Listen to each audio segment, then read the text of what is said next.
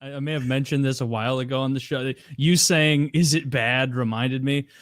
Did I tell you about what a friend of mine encountered, like this old woman in his old apartment parking lot who got injured, and he saw. So basically, this happened a few years ago, and one of my close friends, shout out Matt, and he was telling us all this story, and he lived on the second floor of this apartment building, and it was just a small, like, second floor and first floor, and it was a very snowy day of December or something.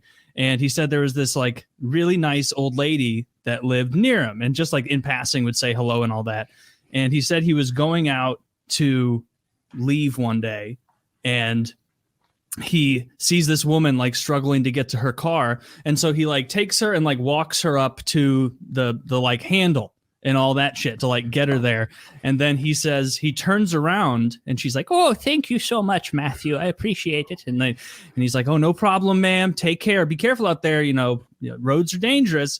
And he said he turned around and started walking to his car and he heard a sickening crack. Oh, and this old woman had fallen, and he doesn't handle blood and stuff very well. And so he said that she had fallen and compound fractured, like shattered her leg right there in between two cars.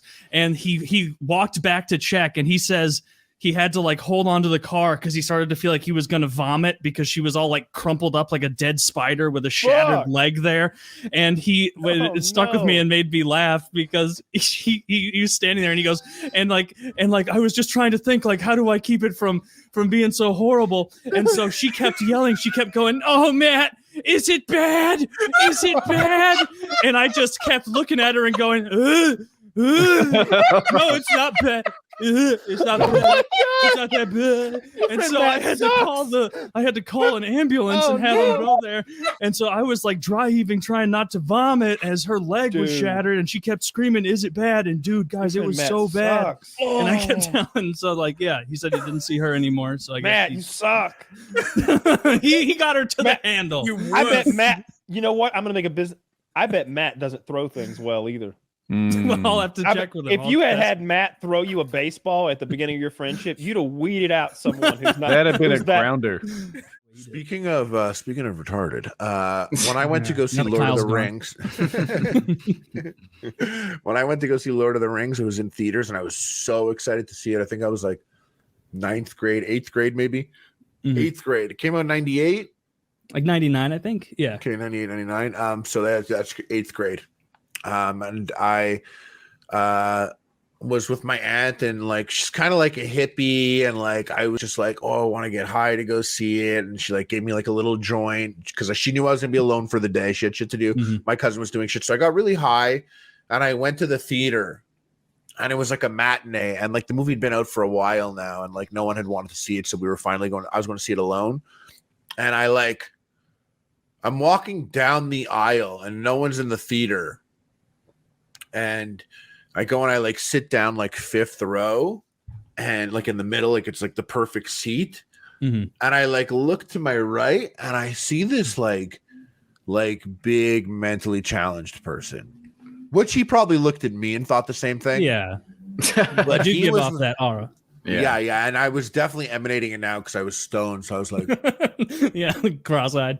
Yeah, and I like looking at him, and I look, and he comes in, and he's like on the level, like this level, like his hat is like, yeah, like the hat's like barely on. Yeah, someone put it on him.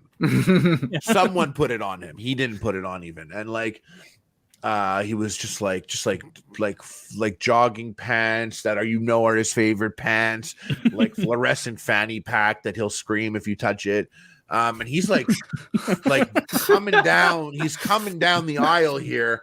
And like barreling down the aisle. yeah. Like, and me too. He looked like me, how I did when I was stoned. And I was like, and like he's coming down, and I'm looking at him, and all I'm thinking is like, it could have been anyone. I would have been like, "Don't come here, don't come here, don't come here, don't come here."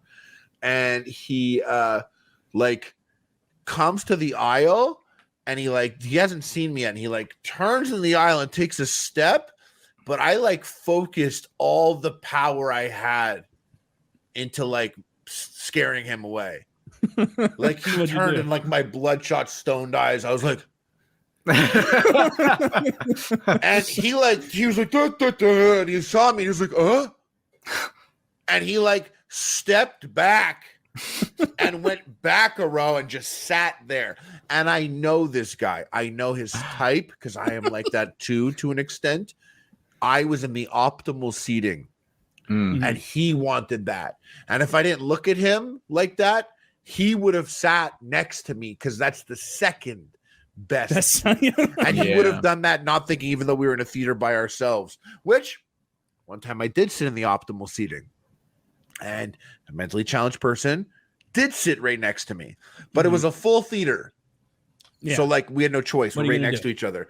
And the craziest thing that happened, also once again, I'm super high, but this happened like 3 years ago. This was like Fast and the Furious 15 or whatever. So it was pretty recent. And I'm like sitting in the theater and I'm looking at the screen and like something very funny happens that I thought was very funny. It was a very subtle, nuanced joke that just happened to that I found very funny, but not really anyone else in the theater thought it was funny. But it happened, and this mentally challenged guy sitting next to me, the stranger, and it happened, and I was like, and he was next to me, and I guess he thought it was funny too, and happy that I enjoyed it. And he was like,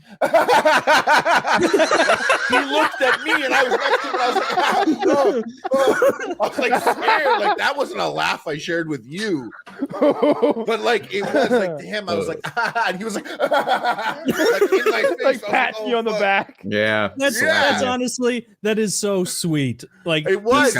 He's trying to share a social laugh with someone who enjoys something that he does. That's sweet. And you know what? Like I was like professionally an integration aide for many years. I worked with mentally challenged kids, and like, you know, I volunteered that for years. Like, you know, I was probably like, they're my people.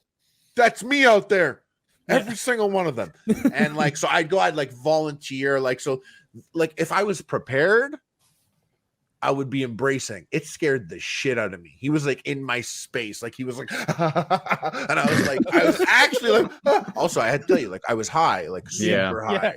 It's like, I was like already like in a place, but fucking, another, I'm narrowly so sorry. Escaped. I'm so sorry to hit you guys with like a retard hat trick of a story here. Just keep going. Oh, I've got a retard story after yours. Okay. 3 hours. My buddy Amir, my buddy Amir, God bless him, chef of Epic Mealtime. He's a genius guy. You know, like he's just very like smart sometimes, but he's also like, if you ever watch the videos and you know, you'd met him, Kyle, he's like fucking just crazy retarded person. Like he's just fucking crazy. Like he's so insane. People would meet him and be like, "What's wrong with this guy?" And I'm like, "He's retarded." Me too. I didn't notice anything. I thought he was fine.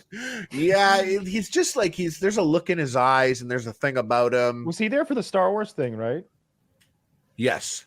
Yeah. Maybe he was just, you saw him where he had like a set thing of tasks to perform, and he loves tasks and a maintained schedule. That's exactly it. Had we shifted something, he would have been like, ah!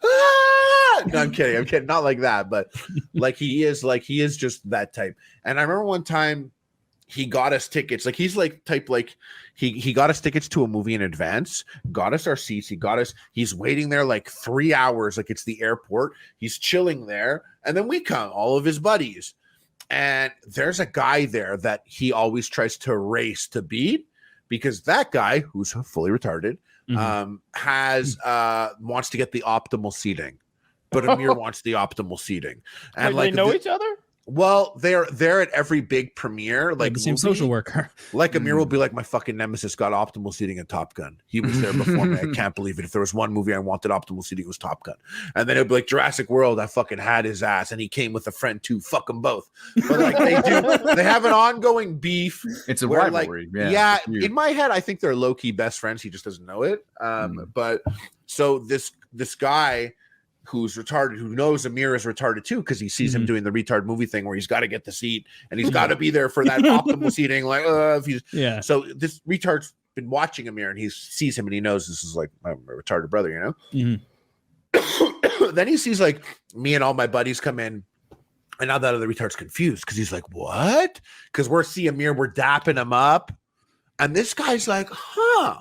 How did you a fellow retarded brother managed to round up a squad of fucking normies like that, you know? So I'm standing with Amir, and I was like, Amir, I'm like, a retard over there is really checking you out. He's like, which? And I'm like, don't, you know who? You know, the one you have a rivalry with. Yeah, recognize Reet, the one that's looking at you right now that knows you're retarded. And, you know, and Amir's like, I didn't even see it. And now I'm watching Amir from like a distance. Here I get my popcorn, I stand back, and I'm watching Amir. And I see now that I'm away and Amir's alone, this guy's like, I'm gonna roll up on this dude and I'm gonna ask him, like, what are the secrets, you know? And so this like retarded guy starts to approach Amir, who's also a retarded guy. And now Amir, like, he's been doing the long con. He thinks he has us convinced that we don't think he's retarded when we know he is. And so like Amir doesn't want to fuck that up, I guess, or whatever it is. But this retarded guy like walks up to Amir, like, yeah. And Amir, he didn't actually do this, what I'm about to demonstrate. It was something different, but this encapsulates it perfectly. Amir, as he came close, Amir was kind of like, and that guy was like, oh shit, and like backed away. Like, it was like, don't fuck this up for me. And I saw the guy wanted to know, like, yo, how do you hold a conversation with these guys? Like, why don't they know you're like, you keep it a secret? Are you upfront about it or what, you know? Yeah. He's in the closet. He's in the play chest. Yeah, well, and that's the same guy that laughed with me, by the way. That's the same guy that sat next to me because I had optimal seating. No, I had optimal seating with Amir, so he ended up next to me because that's the second most optimal seat. It just he happens to be part of both of these stories. Is there one theater in Canada? Well, how are you guys? I will tell you something. Showtime for every movie. If you're this type of person, you want the best. You want the best seat in Montreal. There happens to be an IMAX theater that is one of the newest IMAX theaters in all of Canada.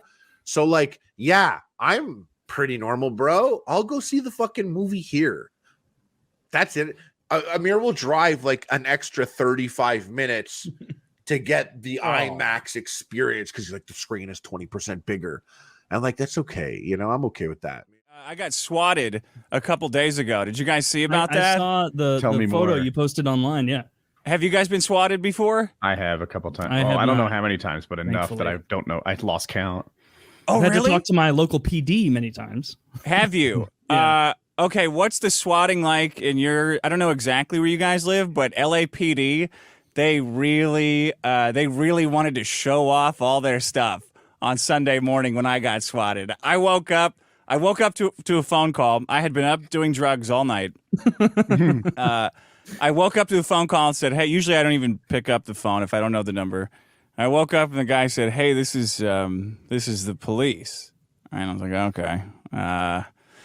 And he goes, yeah, we had a call that you killed your wife, and that we should come get you. And I was like, oh, well, first of all, I hope that's true, that I did kill my wife, but I kind of doubt it. She's not here anymore.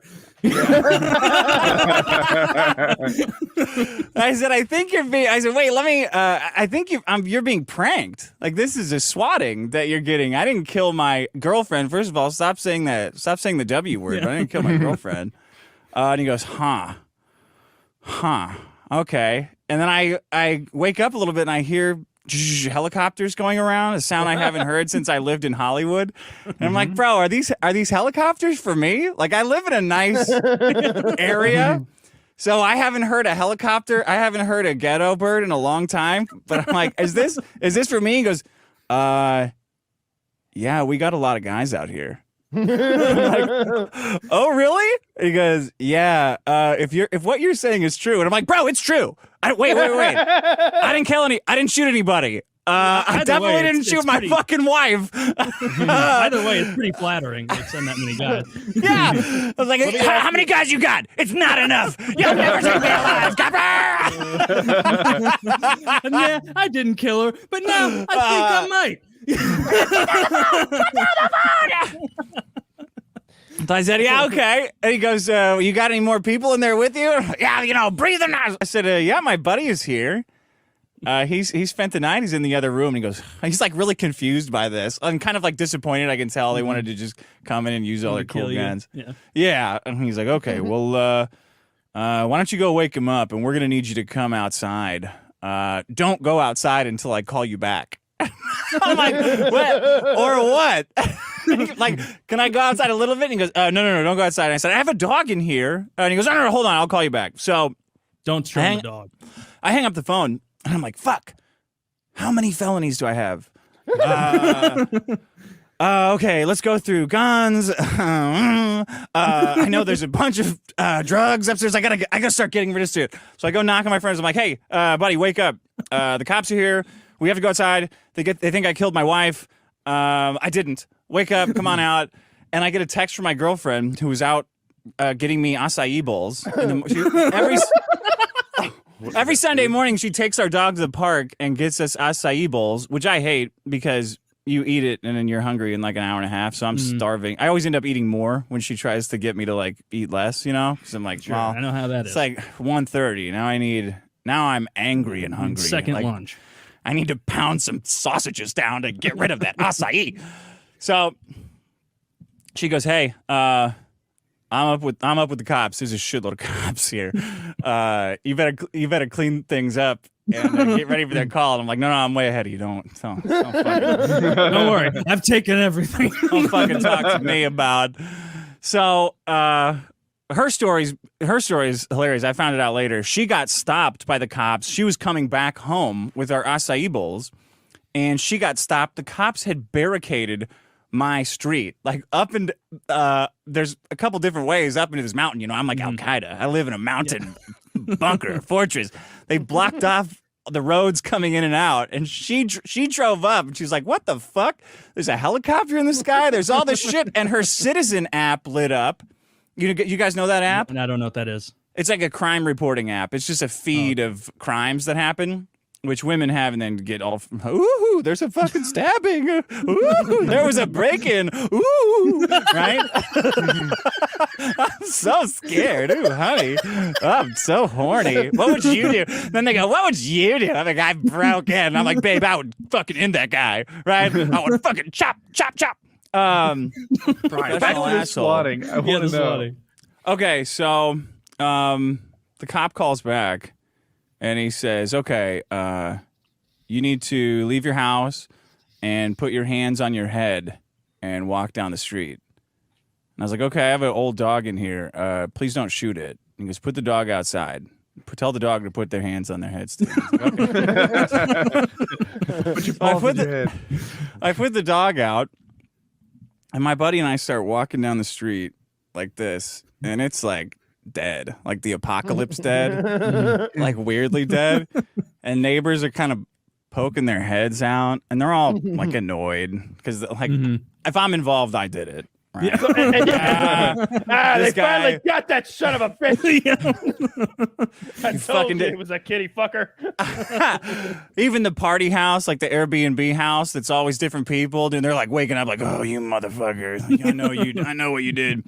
So we get down the street. And we see the cops. I think I'm being pranked by like fake police because they're just nowhere. I'm like, why do I have my hands on can I like go like this? Am I going to get shot? We get down the street like a quarter mile, I don't know. And the cops like are seen, like they're around the corner, and there's a shitload of them. And they all, of course, they all have their guns out, like, following all their dumb shields. They're all parked like aggressively, coply. They can't just pull over like normal. Punisher logos littered throughout. Yeah. I said, guys, there's a school shooting up here. And they all went, oh, ran away. Scattered, man. The ultimate ace card for cops. Children are in danger. Diving over. Ferris Bueller music started playing. And the cops running away. So like, okay. Stop. Turn around. And I'm like, man, it's okay. So like, you, the blue shirt, walk backwards. And I'm like, man, that was my buddy. I'm like, well, I'm sorry, but it looks like you're getting executed here today, buddy. Because we can't hear. So they're talking in like a bullhorn that they picked up on the way over from like a thrift store. Like, well, can you on the bull shark? You sort of play backwards. And they're doing like cop talk. You know that annoying cop talk. I'm like, please, sir, can you please proceed to turn your individual self around? I'm like, man, what the fuck did you say? So he goes back and they're like, well, turn to the side and crab walk. So he's crab walking. I'm like, all right, that's odd. And they go, lay down, put your ankles on the ground, lay down with your face down, your cheek on the asphalt. And I'm like, what the fuck, man? This is a nice fucking neighborhood. We're laying in the fucking street? Like, we can't lay in the yard that's right there? It's like, all right, you with the long hair. I'm like, all right. So I go, well, having that repeated is not going to help. So I'm just going to start walking backwards, and if they shoot me, then I guess I did the wrong thing. So I start walking slow backwards. I'm like, okay, no reaction from the dealing with the fucking cops and the whole time you're thinking, if you freak out, they'll freak out, right? Like, yeah. Do you think they would have if you would have been like, I can't understand you? Like, I don't know. So I'm walking. They have me walk sideways then after I walked backwards for a little bit. Okay. Sir, curl that 2-pound dumbbell with your right arm. I can't. Sir, we're going to kill your friend. And I'm trying to angle my way, accidentally. I'm trying to walk towards grass. And they're like, sir, can you just straighten out? Okay, fuck. So I'm walking over and they have me walk past him. And then I see this little piece of shade in the distance. That there's a tree. There's 2 pieces of shade, and they laid him down in one of the pieces of shade. And I'm like, "Are you fucking dicks walking me over to the other piece of shade to lay?" That's nice of you, but why don't you just say either you think I killed my wife or you don't. Just just say, can you go walk over to the shade and lay down? So I get to the shade, I'm like, all right. Like, well, put your hand down, put your face on the asphalt, put your cheek, put your knees down, put your ankles down. Okay, man, fuck. So they run over, and I'm expecting a bunch of flying fucking George Floyd knees to the back, right? I'm bracing for it. I'm like, man, they come over. I'm like, man, I just had surgery on this arm. Please do not fuck with my arm. Please don't fuck with my arm. And they're like, okay. Put the cuffs on. This is my stabbing arm. This is mine. Exhausted right now. Joke's on you. Come on. I was hiding a fucking Derringer hooker gun in that fucking scar. So they're like, okay, we're gonna need you to turn over. Can you take your down leg clockwise and lift it up? I'm like, man, what? I know how to sit up. What do you mean? You don't need to direct me on sit up. They're pulling at my arms like one of those artist dummies, those little posing anatomy dummies. I'm like, just get away. I now can here, sit sir, up we're gonna transition to you to a position where your feet will hold your full weight. Yeah, it's sir, what we call this is a controlled fall. Okay, you're gonna want to let gravity take control, and then when you feel unsafe, that's when you move your foot forward. It's called walking, dude. So we get over, and they start digging around for our IDs. I'm like, well, you guys didn't say to bring your ID, by the way. When you told us to come out here. And I'm like, oh, fuck, the only place I didn't check for drugs was my fucking pockets. Shit. So they pull out my phone, and they're to my friend. My friend is a gay guy, like obviously gay. Mm-hmm. And they're like, oh, I bet this isn't what you wanted to be doing on Sunday morning. He goes, well, it could be worse. I could be in church. So they're going through their cop shit. I'm like, all right, so you have any guns in the house? I'm like, yeah. What do you kiss your mother with those lips? Do I look like a liberal? What do I look like? A fucking You do have long hair. Some pansy? Fruity ass? What do I look like? Some kind of so after 10 minutes of that, they're like, well, will any go off? Accidentally. I'm like, motherfucker, are you asking me if I have any booby traps in my house? No, I don't have any booby traps in my There's a series of paint cans you're gonna have to look out for. There's a tarantula loose in my house, you pigs!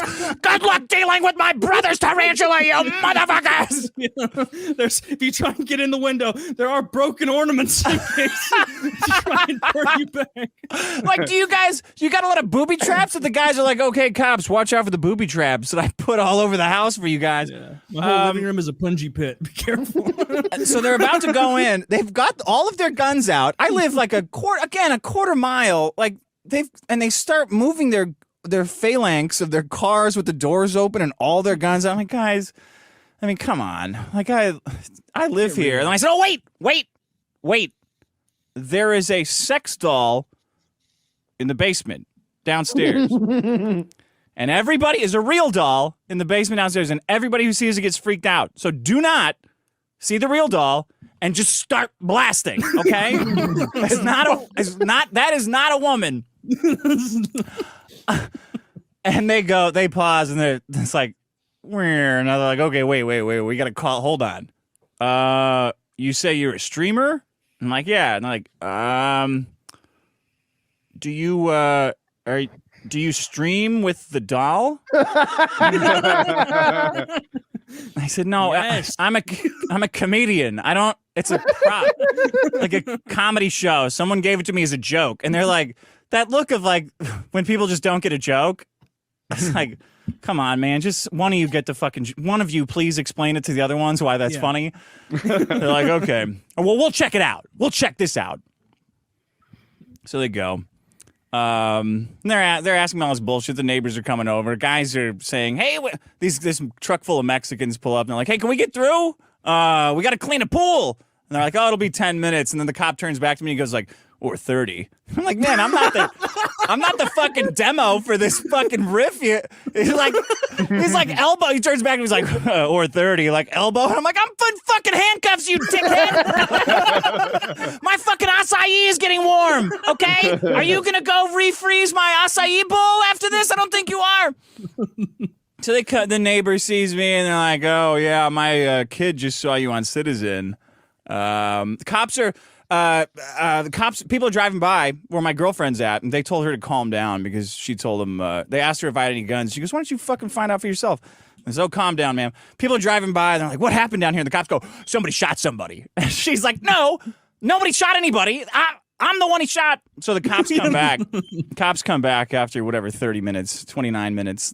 And they're like, "Yeah, no, it's clear. The house is clear." And one of them, like the biggest looking one, comes over to me and goes, "I saw that sex doll, and it did freak me out." Like, thank you for listening to me when I said don't get freaked out. He's like, yeah, totally, because it looks like she's also like slumped over like the ring. I saw that sex doll, and it did freak me out. It did freak me out. There's one nice cop there. Yeah, I like that guy. Anyway, that's what happened. That is so fucking ridiculous. Fun. Did they apologize? How did it wrap? Oh no, they were so pissed because like all the things I've ever reported to the LAPD that they don't give a fuck about, this one you could tell that they gave a fuck. I'm like, "Hey, here's video evidence of me getting assaulted by this guy," and they're like, "Well, what do you want us to do about it?" Here's my girl. Here's you for being swatted. No, they were pissed. They were pissed that they look like assholes. So the guy was like, "Oh yeah, the guy who did this is wasting a lot of resources. He's in big trouble." I'm like, "Well, good luck, dude. I'm gonna be honest. I don't think you can find him. I don't think you can do it. But prove me wrong." I don't think you're gonna find Pussy Slayer 420. He's sly. I heard you had some issues with your vehicle being vandalized. God damn! Did I tell you guys about the last 4 times it got vandalized? If you did, I might have. Yeah, all right. So let me try and go through a history of my vehicle because let me start back. When I moved out to North Carolina or to LA, I bought my dad's car for like $600. It was a 2002 Pontiac Grand Prix, 295,000 miles on it. Like it whined. It was my beater, but that was the car that I had. You know, I was like a little YouTube guy. Mm-hmm. And then eventually, like once things started to pick up, and I totaled the car by ripping off the passenger. My girlfriend at the time was backing up the car, ripped off the passenger mirror, and I took it in. They're like, "Well, it's totaled." The car's and I was like, "That mirror was the last straw." Yeah. I was like, "Just put it back on." He's like, "No." So So I was like, okay, fine. I got a Mercedes, and I was like, wow, this is incredible. Have like a not only which what's up? Mercedes? A C43 AMG. So I definitely did talk about that car last because I remember your words. Picture. Yeah. Anyway, carry on. So I was like, this car is it's incredible, and I'm leasing it. So I moved back to LA after a stint in Portland, and I live in Hollywood off of a very busy street. I mean, a ton of foot traffic and shit. And one day I go out of my car and I drive it, and it's like making a bump sound, and it's physically shaking. So I pull over to the side. I'm like, something's wrong. I look around. I don't see anything wrong with the car. Like the wheels are all fine. So I call, get a tow truck. They bring it into the shop. The shop has my car for 4 days. They're like, we don't know what's wrong with it. We can't replicate the problem. But when we drive at slow speeds, we notice it. And then eventually they find out, because the way that my rims are, the lug nuts are tucked in deep into the rim. They were like, oh, all of your lug nuts are gone. And I was like, what? Like, yeah, except for the one that uses a key to take off. All of them are gone. Nut. Yeah. And I was like, so somebody tried to steal and brick my car in my carport. So I'm parked on the street, or in my carport that has street access. Can you explain bricking your car? Is that like when they put your car on bricks? Yeah, so they take the wheels off. Yeah. Okay. And I was like, you've got to be kidding me. And so they were driving around on like one lug nut. That thing gets sheared off, and then like that person's dead. Yeah. So I was like, I was scared. I was like, somebody's trying to kill me. But then, but they're like, no, like they just didn't have the right Mercedes tool. So I was like, fine. Like a couple months later, I come out and the AMG badge off my car has been ripped off. And I was like, okay, that's just fucking stupid. Like the fact that somebody would take the badge off the back of your car and probably put it on their car is just like, I thought that only happened in movies. But they also had taken off the registration on the or the whatever, like the February sticker on my license plate too. Fuck. I know. And I was like, well, that's like $150 sticker right there. And I got to go to the DMV. So I'm like, fine, I can't get this back. I don't even know where to start. File a police report about the two incidences. And then my neighbor upstairs calls me and he's like, hey man, I think I found your AMG badge. I was like, what do you mean? He goes, it's on the back of the car parked directly outside your driveway. Go check it out. I walk out, there's a Mercedes out there with a janky AMG badge on the side. And I immediately know, because I love cars, that's not an AMG. It's not a G50, which it also had the badging of. And it had the wrong type of Mercedes emblem. Everything was fucked about this car. And it also had my damn sticker. So I call the cops. I get them over there. They're like, well, we can't do anything about this. Do you know what the guy looks like? I was like, no, but that's his car. That's my sticker. And that's like, well, we can't match your sticker to your car because it's just like a registration thing. We can't match the AMG badge to your car. We don't have any suspect outside of somebody could have put this on there. I'm like, you guys are being dicks, but I get it. So then the guy's like, all right, well, we've ran this car 5 times. It shows up, but nothing came back with it. And my smart ass goes, have you checked the VIN yet? And he was like, nope. Walks over to the VIN and he starts laughing. He's like, the guy scratched off all but the last 4 digits of the VIN number, ran the last 4 against the license plate, comes back stolen. They repo the car. I still don't have my badge back. That's the last 6 Should be like, hang on a minute before you take it. Yeah, exactly. I wanted to. It's like, it's evidence. So now I'm like, well, okay, all of these things have happened in broad daylight or something. I'm pissed off. I come back from Coachella and park my car, wake up the next morning, and my window is bashed. This was like 2 months later. And I was like, God damn it, I can't catch a break. They had stolen. The only thing in my backseat was a leather like box, which they probably saw and were like, that's something expensive. And they weren't wrong. It was my friend's hair dryer, very expensive hair dryer. But somebody saw it was like, there's some nice stuff in there. Now it was just a nice hair dryer. So then now, you know, I'm walking back from the store. I'm hungover. It was like the day after football, and I have a beer or a 6-pack of beer and a can of salsa because I just walked to like the 7-Eleven down the street, and I walk past my car and I see it like somebody had drawn on it, and I just put it down and just stared at it because I was trying to figure out. I wasn't even like mad. I was just trying to figure out what the fuck somebody had written on it. They had written, "Come in my food, live TV, Beyonce died, come in my food," or something like that.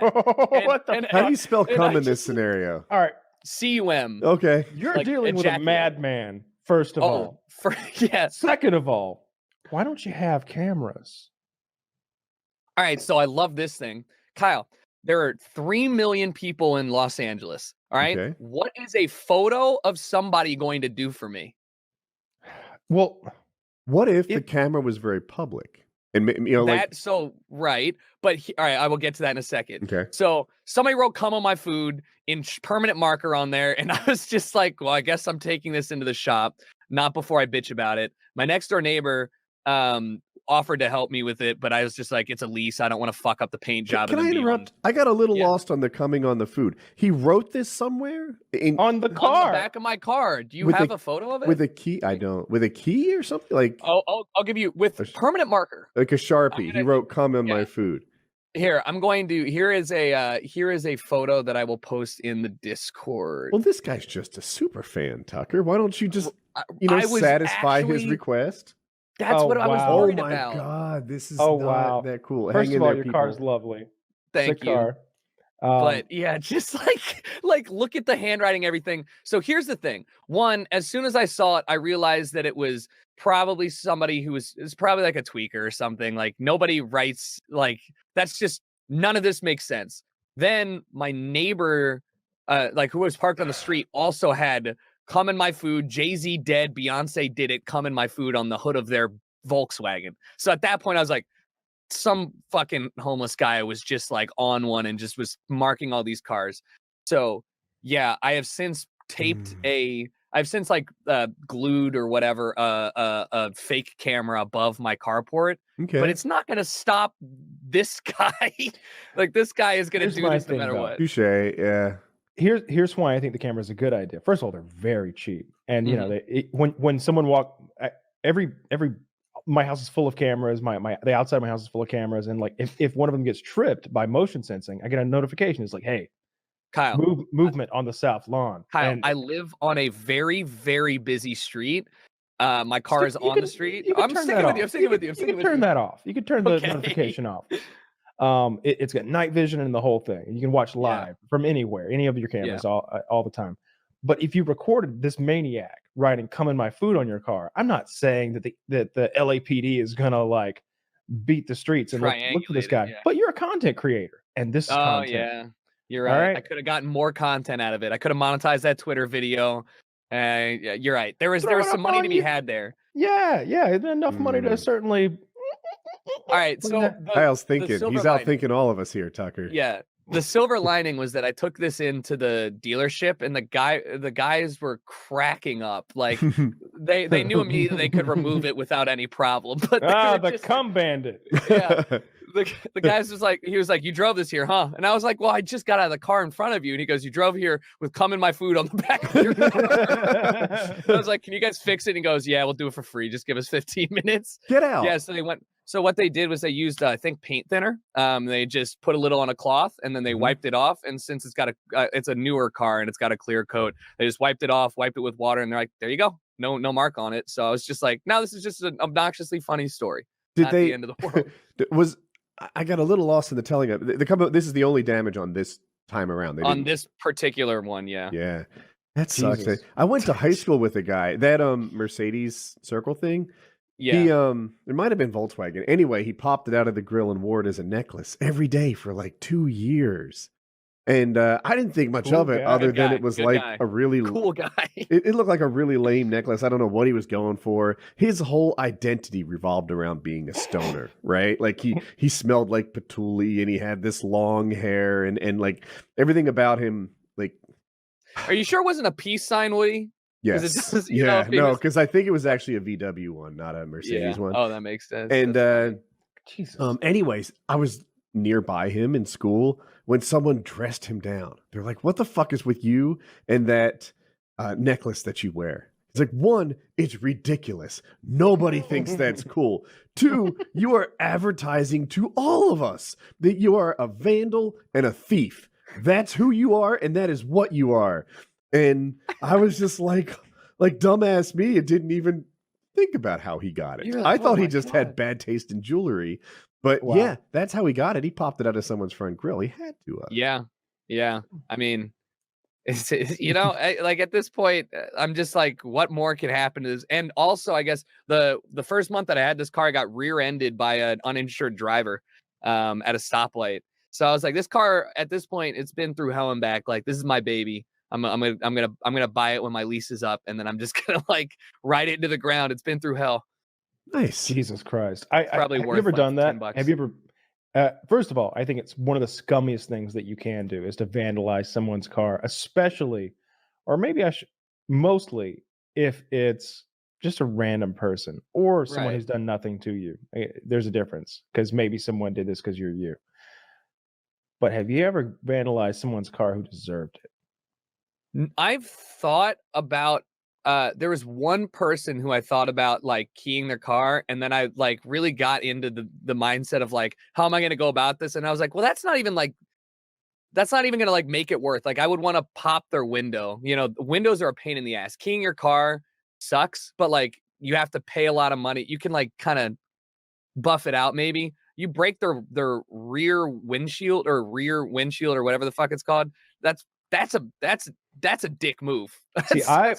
See, I'm on the other end of this because if it's happening to my car, I would much prefer you break one of my windows, break all my windows before you key it or dent it, because you can't buff that. If you go through, the dent is a problem. If you dent like a quarter panel of the car, you have to replace the whole panel. That's expensive. No, what? So you can pop dents out. You can go on there's guys who are pros at this, and they go on the backside with a special tool, and they can push it back out. Keying is the worst thing. If you go all the way through the paint if you down to the score metal, it, yeah, that's the worst thing you could do to my car, because now I have to have it repainted, and that's thousands of dollars. Even if it's just a quarter pound, it's going to be $800 or something. That's true. But if you break my window, it's like, let's get some new windows. You know, and you can call a number and they'll come do that at your house. That's Please make it a front one. They're always due for replacement anyway. Please do. It's always an upgrade, right? Like every time I get this like big spider web of a damage on the front from a rock and then replace it, it's like, I should have done this 2 years ago. This is great. I can relate to that. Just getting more. a fresh windshield. Yeah, you were with me, I think, Woody, when we were out by Memphis, did that special forces thing, and that rock fucking cracked my window. Mm-hmm. I got that replaced last year. But I bet you loved it. I bet I should have done this. Like, why didn't I just? Because it's like you call I don't know, Safe Auto Glass, or whatever. Yeah, Safe Light Repair, Safe Light Replace, and they just show the fuck up. And one man has this like suction cuppy, jacky up thing, and he just knocked it out. And they do it in your driveway. It's great. Yeah. Like to me, one of the pain in the ass is like taking your car there, and then you don't have a car, so maybe you need to schedule a ride or manage somehow. You're in Uberville, but I'm not. You know, I would need maybe Jackie to help me out. But if they come to my driveway and just handle it, you know, while I'm surfing the web, that's great. That's great. Slashing a tire wouldn't be all that bad either. I mean, it wouldn't be good. Slashing a tire would be annoying because then you have to get it towed. And I don't trust that wouldn't be that bad. But you're right. I'm a man, so I would just put the spare on. But I hear you. I have dainty gamer hands. I've changed 2 flat tires in my life. Both went fine. If I could not do that again, I'd prefer to. I'm on the other end of the spectrum. I've got the proper impact wrench for it. Like it would be no trouble at all. Yeah. I'd be ready to go on that one. But the problem would be like, what if your tires have 30,000 miles on them? You can't just buy one brand new tire now. Now you have to get an early tire replacement all the way around. And my tires are expensive. The Coopers. Yeah. They're not. I'm fucking with you. There was this guy that used to work with us named J.D. Hancock. He was very unseemly looking individual, okay? all of this man's teeth were rotted out of his head, like worse than you know who. Like they were missing. This guy would get a hot dog for lunch. We often went to a hot dog stand for lunch, during our lunch break when working with my dad. And we would all get hot dogs. He'd get his in a bowl so he could cut it up with a spoon because he couldn't chew it. Very disgusting, alcoholic, kind of almost hobo type man. He knows he's not supposed to shit in my dad's house. My dad's told him he's not allowed to shit in my dad's house. One day, he's cutting the grass, and Dad's not there. Mom's there. And he knocks on the door. Says, hey, could I use the bathroom? And she says, of course. Use Lamar's. And he shit in Lamar's toilet. And he shit on his toilet seat. No! Wait, how did he do that? Was he hovering? That is not the first time I know of him shitting on a toilet seat. There was an old country store not too far away that we used to go for lunch. That's where the hot dogs were. And the lady who owned it, her name was Rebecca, I believe. And she was an older lady in her 50s, very nice lady. She cooked the hot dogs. They were delicious. She had a bathroom in the back. And we were all allowed to use this restroom, but it was sort of you used that restroom the same way you would use a friend's restroom. Mm-hmm.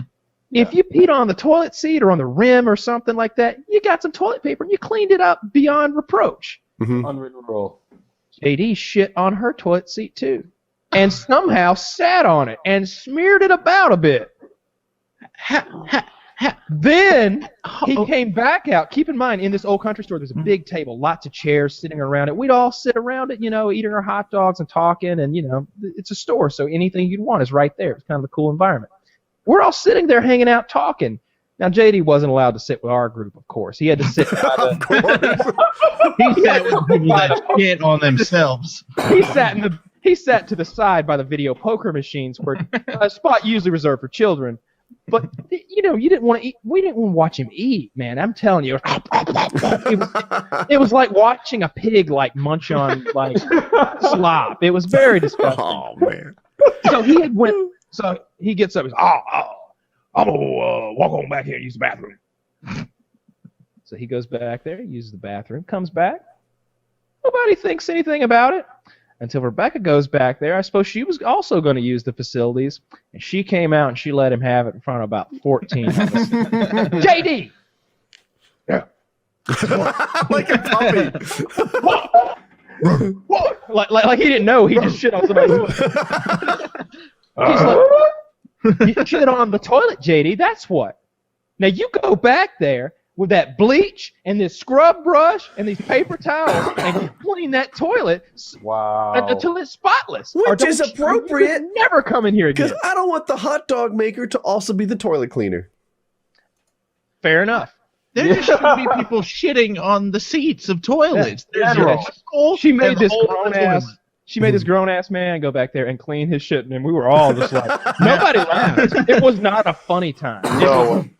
Now back to your father though. He fucked with Lamar's toilet. So I forgot about that. What happened to this gentleman? He used his toilet. So Dad didn't hit him, but he cussed him. He did what Dad calls it scolding. He said, it happens every now and then. It used to be a beating when he was a younger guy, but these days it's mostly scoldings, it seems. And you might think of scolding. Well, my mom scolds me all the time when I don't do my homework. Nah. When he yells at you, his lip kind of curls up. And his face gets red. And he starts pointing. And he starts moving around. And you're like, I didn't know he could move that fast. And he's just like, he's getting a little aggressive. Like maybe he will do something. And he really tears you down to the bone. He really rips you apart and he threatens you. He lets you know that unless you apologize at this point, it might get physical. Dude, this is very much like what happened with my general contractor today. At one point, remember I said I walked up to him, he offered me a chicken leg from KFC, and I offered to punch him in the face. That was my counter offer. Very great. So he basically just cussed him out and explained to him that he was never allowed to even cut the grass. He's like, that job's over now. You can never cut the grass again. You're gonna have to work over here on the farm and do the other stuff. And so, he never did hit that guy. That guy was a serious alcoholic though, and it really. And one day we were changing light bulbs, and he was on up the ladder, hundreds of light bulbs, and JD hits the floor. Goes into a seizure. I've never seen that before. I'm like 12. My dad is more afraid of this than I am. He's like, he doesn't know what to do. Yeah. I don't know what to do. And we stand there and looking down at him. He's just fucking stroking out. He's seizing up. He shook for maybe 90 seconds. Came to. He had a little blood in his lip from biting his mouth a little bit. And that was it. After that, Dad fired him. Dad was like, I can't have you over here with spinning blades and shit and farm equipment, and at any moment you can drop out. So he hired a new guy. He hired Chuck. Not much of a step up, really. Chuck was my mother's age, 42 or so at the time of our meeting, and yet he looked like he was in his late hobo 50s. Wow. There's a difference than, Yeah.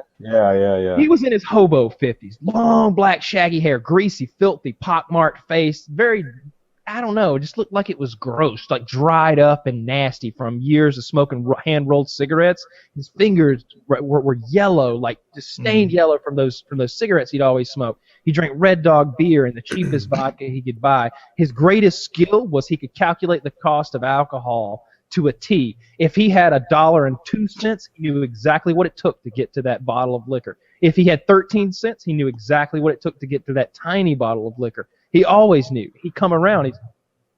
You got 37 cents? Wow. I'm like, why don't you just take $5 man? What the hell? 37 cents? Like that's not even worth my time handing you to. Like, yeah. Like, it was just absurd, and he always knew. And so I mentioned that my dad never hit JD, never got physical with him ever, even though JD was very bad at his job. Drinking on the job, passing out drunk, that sort of thing. So Chuck also had a bit of a drinking problem, you might say. And he lived at the end of my dad's farm's driveway in a trailer with another man named Jeff who was crippled from polio. And he was way too young to be crippled from polio, if you know what I mean? It was like, how white trash are you? And they had Jeff's girlfriend, I guess you could still fuck, who was very pregnant. And I remember one day they had seen her trying to like induce labor by sticking a vase up there in the front yard. Classy bunch, okay? Just so you know. So what Chuck's job, pretty lower tier kind of job, if you can imagine. It's picking up the dead chickens from my dad's poultry houses every day, because there's 120,000 total. Every day, a percentage just die, and you can't leave them in there. They'll rot, and that causes disease, etc. You're not supposed to. Someone walks the entire perimeter of this thing. It's a 5-mile walk a day, and you pick them up, you take them out. That's Chuck's job. Chuck wasn't doing a good job of this, and so as you can imagine, just like my disgusting garbage, there are rotten chickens in this poultry house, and that's a no-no. It's not good for business. You're not allowed to do that, despite what you see with all the like animal cruelty stuff and those horrible horror scenes you often see from PETA. Like, for the most part, like, those farmers are kept really under control, and like, you can't do that. There's rotten chickens in there, though. My dad sees this, and he's like, Kyle, go get Chuck. Tell him he's going to have to finish his work. And I'm like, okay. No, excuse me. He said, you can either go get Chuck, or I can go get him, and you can tell him what he's got to go do. And I'm like, think about it for a minute. I'm like, well, that second one is definitely the more awkward situation type thing. I'm like, well, I'll go get him. So I drive down there. I say, he's drunk as fuck. And I'm like, hey, Chuck, Dad wants you to come back over to the farm. He's got something he wants to talk to you about. Okay, so I get Chuck, take him back up there. I'm off to the side sitting on a bucket. How do you get him? You have like in a truck. I drive a truck down there. It's literally a quarter mile away. Just zip right back. Okay. So we're standing there. My dad's standing there. I'm sitting on a bucket, and he tells Chuck, he's like, Chuck, there's rotten chickens there. You're doing a shitty job. You can't do that. You know you can't do that. If you can't do the job right, then you shouldn't be doing it at all. He says, you need to get in there, and you need to finish your job, or you're not getting paid this week or any more ever. And Chuck said, well, if you don't like the way I did it. Oh, no. He stopped right there. Stop. So you froze it. If you don't like the way I did it, carry on. If you don't like the way I do it, then you could just do it your damn self. Oh, wow. Ooh. Nothing happened between him saying that and Chucky's on the ground. I'm not sure how it got on the ground. I don't know if it was a push, a punch. He was just on the ground, and Dad was kicking.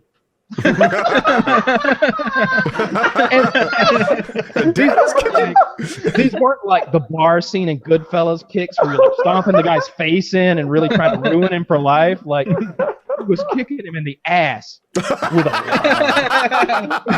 a big size 13 boot on the other end. Steel Like toe, probably. 50 pounds That's almost of more him. insulting at that point. Right in the ass crack. Every time Chuck would make it to his knees, bam, and you could hear it. It was audible, and I'm just watching him kick him, and every time he kicks, he adds a little retort. Pow! I don't think you'll like the way I'm going to do it, Chuck. I'm sorry, Lamar. I'm sorry. He go, pow. You're going to be sorry by the time I'm done, Chuck. You gonna get in there and clean that shit up? Yeah, Lamar, I'm gonna get in. He's crawling toward the place where the dead chickens are. He's going after him now. Get in there. Get in there. He kicks him 5-6 times. He kicks his ass until he's like in the building and like he gets up and goes back to work. Wow. It's as close to someone beating a horse into like giddying up as you'll ever get with a human being in this day and age. Get your ass beat to a monologue. Chuck was a real character. I have one more Chuck story if you'd like it. Please. Oh, you know I do. Yes. Please. All right. So, as I mentioned, Chuck lived near the end of the driveway of the farm in this trailer with his polio-stricken friend Jeff and Jeff's baby mama. The county took the baby, so I guess it's still a baby mama though, even though yeah. So he lives down there. Well, eventually, believe it or not, someone like Chuck can even rub themselves raw on someone like Jeff. And Jeff decided he didn't want Chuck around anymore. He kicked him out. So, Chuck's getting paid at the end of it's the end of the day. We're done with work. And Chuck's telling Dad this. And Dad's like, well, you know how it is. And just leaves it at. He's like, it's basically like, every man for himself out here, brother. You're not coming to my place. That sort of thing. And so Dad tells me, he says, take Chuck to the bank, pay him, then take him to, and then if he wants to go to the liquor store, take him there too, and that's what he told him. And I'd done that before. I'd go to the bank, do the business card, get him his cash, pay him, take him home, whatever. So I take Chuck, we get his cash, it's like $80, it was a couple days' work. Take him to the liquor store, and he comes out and he's got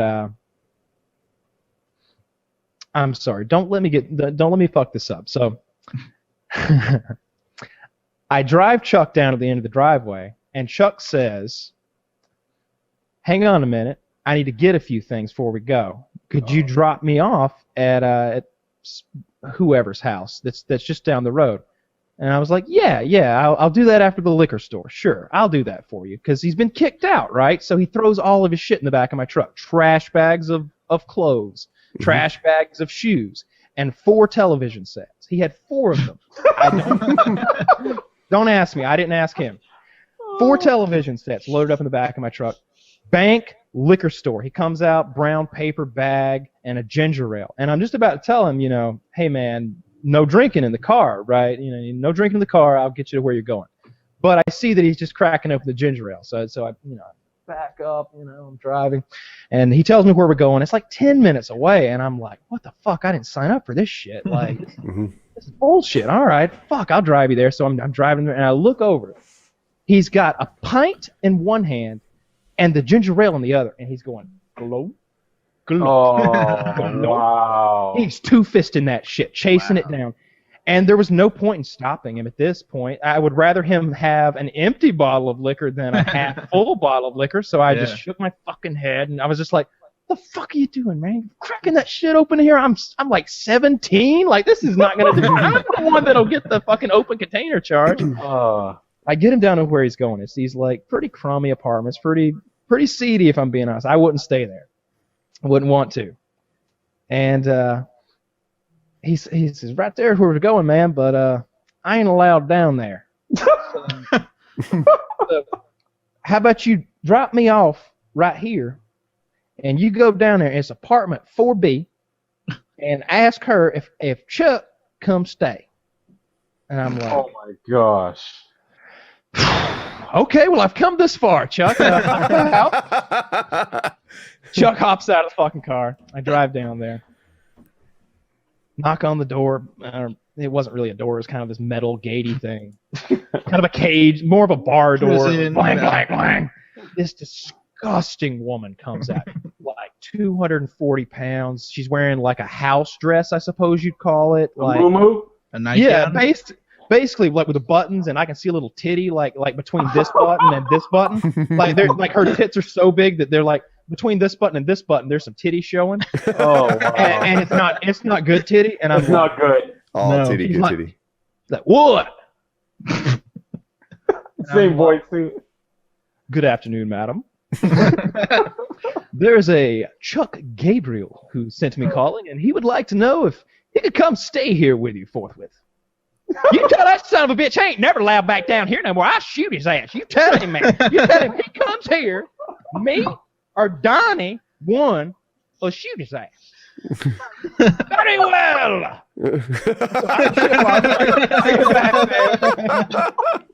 Chuck hops in the fucking truck. He goes, "How'd it go, man?" I was like, "I don't think it's going to work out, Chuck." Like, well, I guess I could go stay at Mama's old place. And I was like, "Where's that?" And it's actually about where we started this whole journey. So right there. I assume that he means he's going to go live with his mother. No, his mother's in a nursing home. There is an abandoned house with no electricity, no running water, no utilities of any kind. And to this day, that is where Chuck is. I can take you there. Gosh. I could take you there right fucking now. He's in there laying in a sleeping bag, asleep, stoned out of his fucking gourd. I got 2 or 3 more of these. One night he knocked over the show through a speaker. Like, I swear I hear an echo. Yeah, someone is a little bit. Yeah. I think it's coming through on Wolf's End a little bit when I speak up too loud. Really? Okay, maybe. It's not too bad. So one night, like I said, no electricity. He knocked over some sort of oil lantern they had as light and set the whole fucking place on fire. But it didn't burn the place down. It just sort of scorched the room, like everything, all the the curtains, the whatever, the blankets on the floor, all that shit burn up. But there wasn't enough to catch the wood on fire and really burn the place down. So the whole room was just scorched. So for months afterward, Chuck was also scorched from the soot. He was sleeping in the sooty floor. He looked black. He was filthier than he ever was, and that's saying something. My father's room was like that growing up. Oh, it was, yeah. Dude, your stories are so much better than like my dad's story. Like my father had an alcoholic working for him, but he felt bad for him, so he sent him to rehab and paid for it until he was rehabilitated. Boo, good person. Boo. He should have beat his ass. He should have beat the alcoholism out of him. Kick him in the ass until he did more 1040s. Besides the Cannon housing projects, Chuck is also banned from going in the local grocery store. His side of the story was that they were giving him old food back in the deli, and when they got caught giving it to him, they lied and said he was stealing it. My side is he was probably just stealing that fucking food. But in any case, Chuck is not allowed back at the grocery store nearest his home. So I see him riding his bike around town all the time. He wears this Civil War cap. How did he lose his awesome job, though? Because you didn't... awesome job? Working for your dad. Oh, let's see. How did it all end? What was the last straw? Oh, Chuck took my dad's Kawasaki Mule, which is, I don't know, $8,000 ATV type thing, and ran into his buddy Jeff's trailer drunk, wrecked it. Oh, he it's wrecked the like mule? a golf cart. It's like a golf cart. He ran into like a trailer. A sturdy golf cart. The green. Sturdy. Yeah. He crashed that fucking thing into a trailer, and it's like all plastic on the front, like a big bumper, and there's a hood that pops up with storage inside, and all that got cracked and fucked up, and that was the last straw. Yeah. Wow. That's messed up. Yeah. That sucks. The guy with polio in this century was more productive than that guy. One more. Chuck was hospitalized for a gunshot wound. Self-inflicted. Chuck's side of the story is... I'm going to guess the caliber was 22. Close. 38. I think it was a 22. It was either 22 or a 25. And here's his side of the story. He was sitting on the porch at that abandoned house, which is a good deal off the road, I'd say, 50 yards maybe. And he says someone was driving down the road, he heard a gunshot, and he was hit. Here's the problem with all that, though. The bullet is in the roof of his mouth. Wow.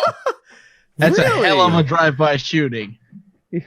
I don't know if he was... Did it go through his chin, or was it just the roof? Yeah, he shot through the palate of his mouth. I think he missed the tongue, and it was stuck in the roof of his mouth. Suicide or carelessness? Oh, it's hard to say. It's Chuck. One more. This is the last one, I promise. You got plenty, dude. I got time. You could just be trying to clean your teeth with it.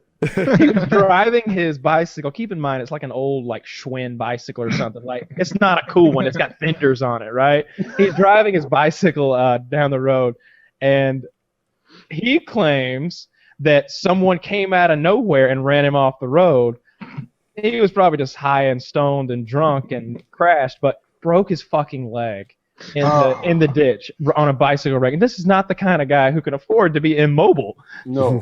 The hospital knew him as a prescription pill abuser, and they wouldn't give him anything for a broken leg. Oh no! Oh wow! No, What good would they on have done them. in Good on Canada? them. I will say this though: anytime my dad gets some like nasty liquor or wine or like that big like someone gives him some booze that he doesn't want, puts it in Chuck's mailbox, it just gets gone. Chuck doesn't. Chuck must think it's the liquor fairy. Liquor fairy. Don't kill yourself. Here's some more booze. One more, and I swear to God, this is the last one. This is from my dad's point of view. I wasn't there for this one.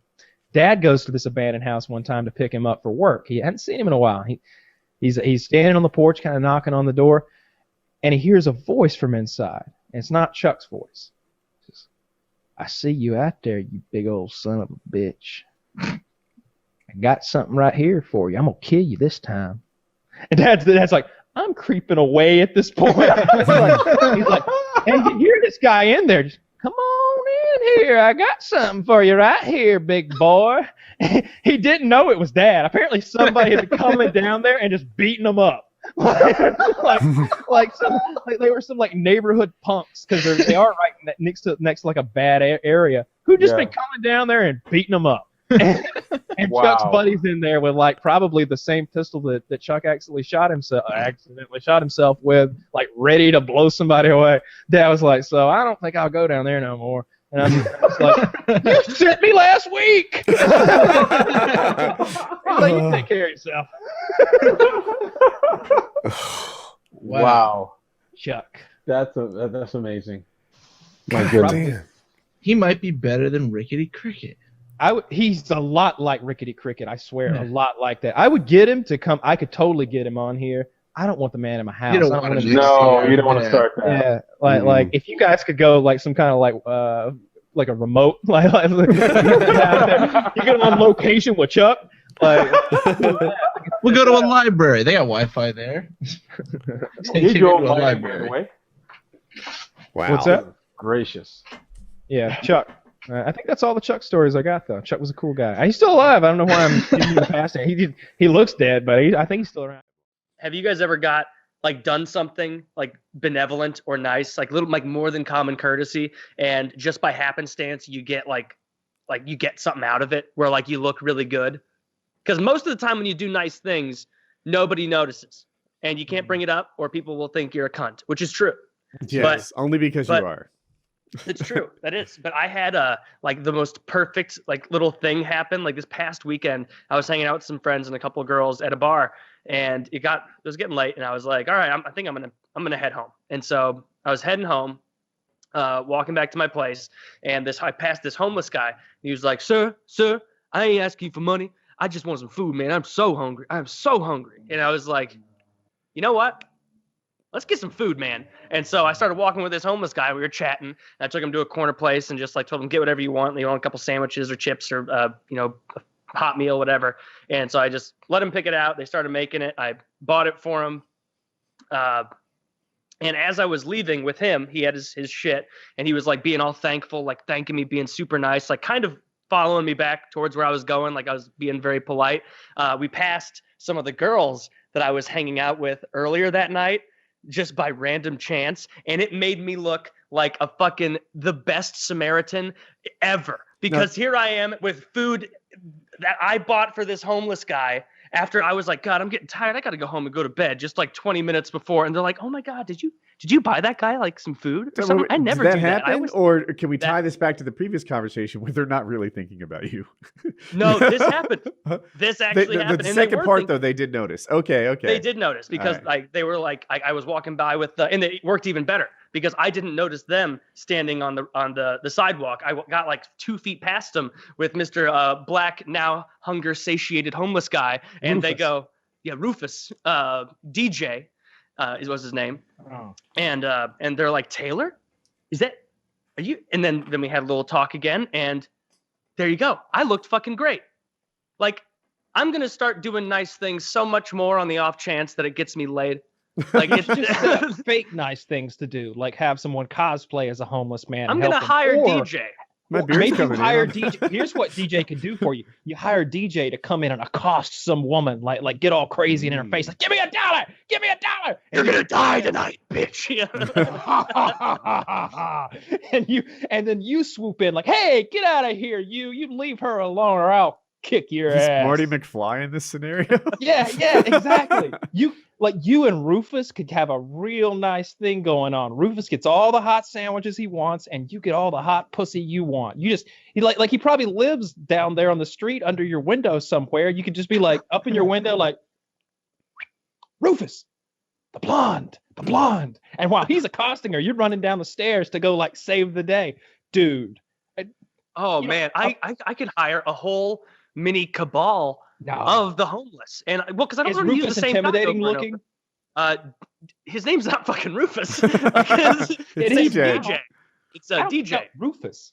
And okay, well, Rufus is like 6'3", and he, to be fair to Rufus, he was definitely a heavy enough guy that this probably wasn't the first sandwich he'd had that day. Oh, this is perfect. A guy even bigger than you, and you come in like, hey, you leave her alone. Get out of here, you. I'll kick your ass. And, dude, you and Rufus could have the greatest symbiotic relationship of all time. Like he just gets... I would make this happen. I'd be like, yo, Rufus, would you accost pretty white women for me? And I'll come in and run you off, and I'll give you $20 a day. How about I'm doing it without you. May as well. I've been accosted pretty white women for years now. Ain't never got a sandwich out of it.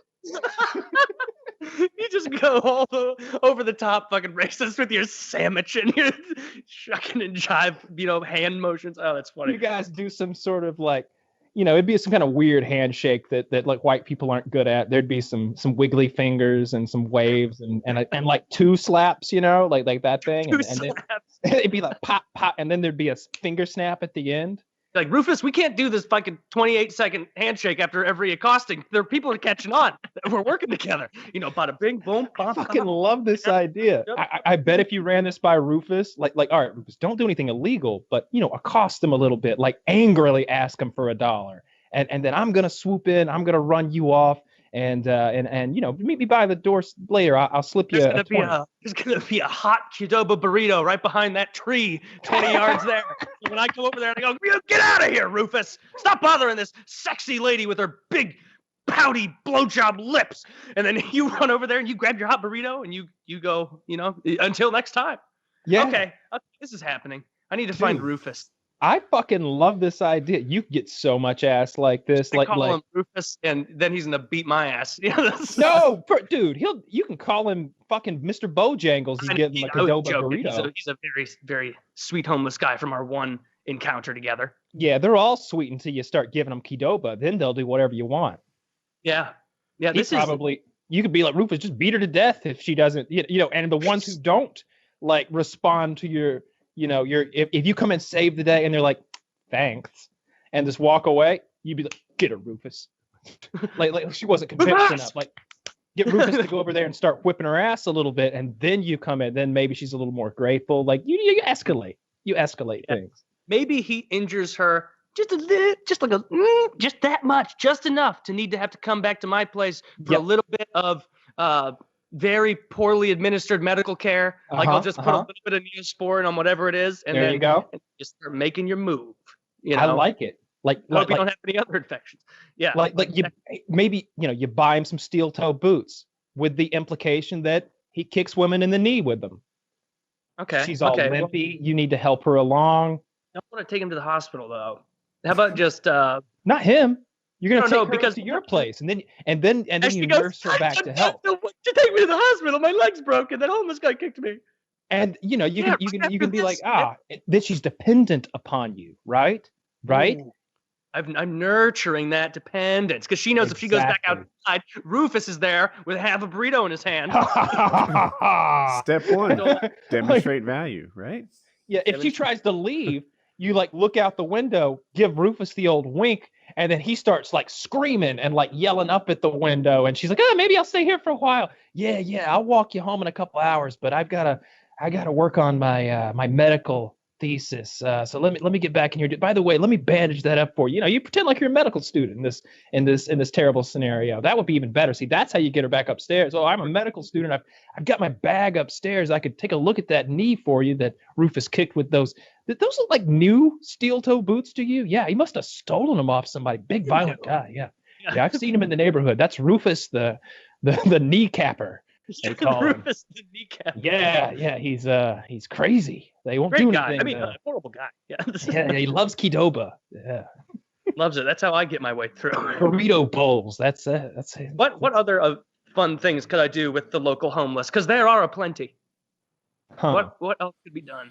I would like to start like a homeless like doo-wop group, like get them all like doing that thing where they, for the longest time, looking in her eye, and then Rufus jumps in, ooh, and when I find you, I will be right behind you. And then they all sing as a chorus. I haven't been there for the longest time. And then they're just down by the window. You could serenade ladies with your. The longest for the longest time. Yeah, Rufus is that low note for you. Okay. No. I'm not going to do that one. Who is honestly, buying that big homeless man a brand new pair of steel-toed boots is going to be a better idea than trying to teach him to sing, because I don't know how to sing. And I can't imagine that that's going to scare any ladies into my arms. You know, unless it's like really late at night and she's walking down an alley alone and she just hears the whoa. And then she looks around and it's four large homeless gentlemen. You know, they're all snapping their fingers in chorus and like walking. Maybe if you got them to do what's the Michael Jackson Thriller? Da-da. Oh, that would be great, because homeless people look so decrepit and stuff. If they were doing the Thriller, like while the music, I can get some of the more like methy looking ones for that. Oh, do you have methy looking ones? Oh, I'm in Missouri. Yes. Of course, the Missouri capital of the Midwest. I mean, the meth capital of the Midwest. Yeah. Yeah. People, I can tell. Lots of the homeless people here in St. Louis are fucking crazy. Like, and you say it's funny, but yeah, they're like literally mentally ill. You know, they're crazy. Dangerous. They could be we schizophrenic. have multiple hammer-related murders here every year. There's a homeless guy out there, Rufus, perhaps, you know, who's going around with a claw hammer, beating the shit out of other homeless people. And every once in a while, you'll see it in the Dispatch. You know, hammer murder at 4th and Broadway. And it's like, oh, again? Yeah, they got rid of the asylums. I don't know what to call them as a budget thing. I think it was under Reagan, but I'm not positive about that at some point. Police sirens go off 3 times an episode for me, and I just mute it every time. Another hammering. Another hammering. Another murder. So how rough is the neighborhood out there, Taylor? The inside of your place looks nice. Oh, it is nice. Like and it's not even that like where I live is. I mean, I live technically in the city, but it's more just like a safe area of St. Louis is like a very, very dangerous part of like Seattle or Portland or Kansas City or Raleigh or something like. But comparatively, or any American city, really. Or most, like every time they make or like Baghdad. I'm so tired of like how St. Louis is only ever in the news for bad things. Like I saw another like. We have a NPR wonderful parking lot by the library. Yeah, have you seen don't go to the library late at night. You know? Why don't they run stories on our parking lot? But like they showed something the other day where it was like these like graphs of the most dangerous cities by continent, and I was like, please just for once don't have us on this list. And it was like USA, fucking St. Louis, right at the top. It's like God damn. You're number 1? Because I mean, I would have thought Chicago or LA or maybe New York. Well, Chicago is so much bigger. The per capita is not as bad. Well, the way they gauge it all obviously is per capita, and per capita, St. Louis is the only American city that's in kind of like the realm of Honduras average, and that's not a group you want to be a part of. So you live in a shithole city. Oh, it's it's an incredibly dangerous city. I'm just going off like Trump's people will come in from out of town rather, and they'll be like, "Oh, I'm going to a Cardinals game. I'm going to a Blues game or whatever." It's until 2 years ago, I'm going to a Rams game, and I'm like, "Hey, that game ends at like 11 p.m. Be careful. Park somewhere that's really populated so that you'll be walking back in a big crowd." And they're like, "Oh yeah, I bet. Trust me, I walk downtown in Portland all the time." And it's like, "I bet you do, retard. You're in for a hammering if you don't walk back the right way." Like, is it that bad? Because I feel like I'm an idiot from Portland in this scenario. Every time I hear about these like terrible parts of town or whatever, I look around and I think, it's not that bad. I went to a restaurant 3 weeks ago. There's a restaurant here called Bar Louie. There's a bunch of them, or a handful of them. And I went to one of its more popular locations, like, I guess it was like 5 weeks ago now. And I was there with someone, and she and I were sitting, and she wasn't from the city area. She was from further out west where it's safer. And we were sitting, having a beer, eating, and it was 8:45 at night, not super late. And out of nowhere, a giant group of hoodlums to the right who were eating next to us start sprinting out of this restaurant right onto the street. Like, it's a city area, so there's just a street and a bunch of cars parked and shit, and they run out there. And I was looking around, like, through the window of the restaurant, looking out towards them, like, what the hell are these guys running out there for? I look out there, and there is a big fat white bitch and a short black guy in a fist fight. And I go, "Oh, it's good that all these fellas are running out there. They must be trying to settle it down." No, they made a circle around the brawlers in order to make sure that neither of them could escape and that they had to keep fighting. And so they kept fighting out there. This fat white bitch, God, she took some Lozon-esque punches and kept coming back for more. This black guy decked her in the face to the point that everybody else in the restaurant was like, "Oh shit, man! Oh, he ain't gonna hit her again like that." Did she outweigh him? Is this a big white fat chick versus like a Cat Williams type dude? They were both probably like 5'6" ish. She was fat. He was not. He was like skinny, but like a little bit of muscle on him. This dude, well, to be fair, she was antagonizing just as much as him. But this dude punched her in the face, knocked her onto the ground. This lady in the restaurant with me goes, "Call the police! Call the police! He beat her up!" And so people are calling the police, trying to get the police to show up. And this continues for about 20 minutes. Are you on a first date in this scenario? No, it was someone that I was fucking, and we wanted to get food afterward. Okay. And she goes down, stands back up like almost right away, which is remarkable. The dude's like hoodlum friends pull up in some ratty ass Chevy Blazer, but instead of him running over and getting in it right away, they continue to fight. She had both of her legs scraped to fuck, her pantyhose or whatever torn to shreds. She went over to him one final time after a few punches had been thrown, and this was, keep in mind, this occurred over the course of like 25 minutes. After like the first 10 minutes, it was like the police probably aren't coming. Like they got other shit to do. And so like he was about to go get in his car with the Chevy Blazer. He gets 1 foot in there, and she comes over and she's still doing her, "I fuck you, you hit like a bitch," or whatever. And I'm enjoying watching because it's entertaining. And he comes over, takes his foot out of the car, walks over. They're between two cars, you know, like parked at the parking meters. They're right between two cars in that very small area. This dude gives like that sucker punch pop where he hits her so fucking hard in the jaw, she goes down, hits her head off the side of this parked Corolla or whatever the fuck, and then is just laying there on the ground, popped up again in like another minute. Good for her. She was like Pam from Archer. Like, just could take a beat. and the dude gets in his car. They start to drive away, and they're like flashing a bunch of gang signs and shit. And then like 10 minutes after all of this, victory. Yeah, yeah, I beat that white. Took that, bitches. Yeah, and then like 10 minutes later, I was like, you know what? I don't think the police are coming, and they didn't. They just never showed up. Bitch got the shit kicked out of her right in front of this restaurant. 8:45 p.m. in a large metropolitan area. Police never showed up because they're dealing with the Hammer murderer or some shit. Like they don't have time. I knew a cop, and he said that as you get wiser and you're a veteran, you show up to fight slower and slower. And I was unimpressed with his attitude towards this thing, right? There's someone that really might need his help, but he didn't give a shit. Yeah, it makes sense from the perspective of keeping him safe, but it's totally piece of shit when it's like, you know, you're not a librarian, right? You know, you're a cop. It's your job to rush there and help people. Like, yeah.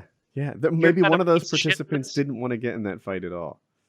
Apparently, it was very odd for me to just pay it all in one lump sum and get it over with. Because like as soon as I got the bill for the fine, I like sent him a check for $5,000, and so my probation officer was like, "Yeah, and you're gonna want to get your fines paid, you know, like sometime in the next 2 years for sure." And I'm like, I paid that before I went into prison. He's like, "All of it?"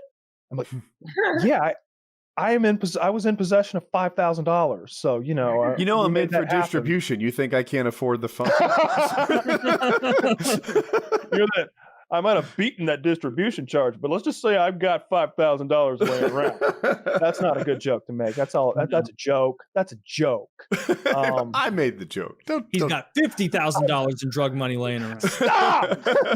I have no drug money. I've never sold a penny's worth of weed. Look, no. Technically, they were buying the box it came in. All right, they never sold the drugs. Like I always say, I fully admit to buying all the weed I could ever find, but to sell it, that's like that doesn't even compute in my mind. I love weed so much. Like there's no way that you have enough money to buy my weed. That's how much. It's like offering to buy someone's children from them. It's like, all right, you got $1 billion? Well, I would never pay that for a child. I could get a Chinese baby for $50,000. Exactly.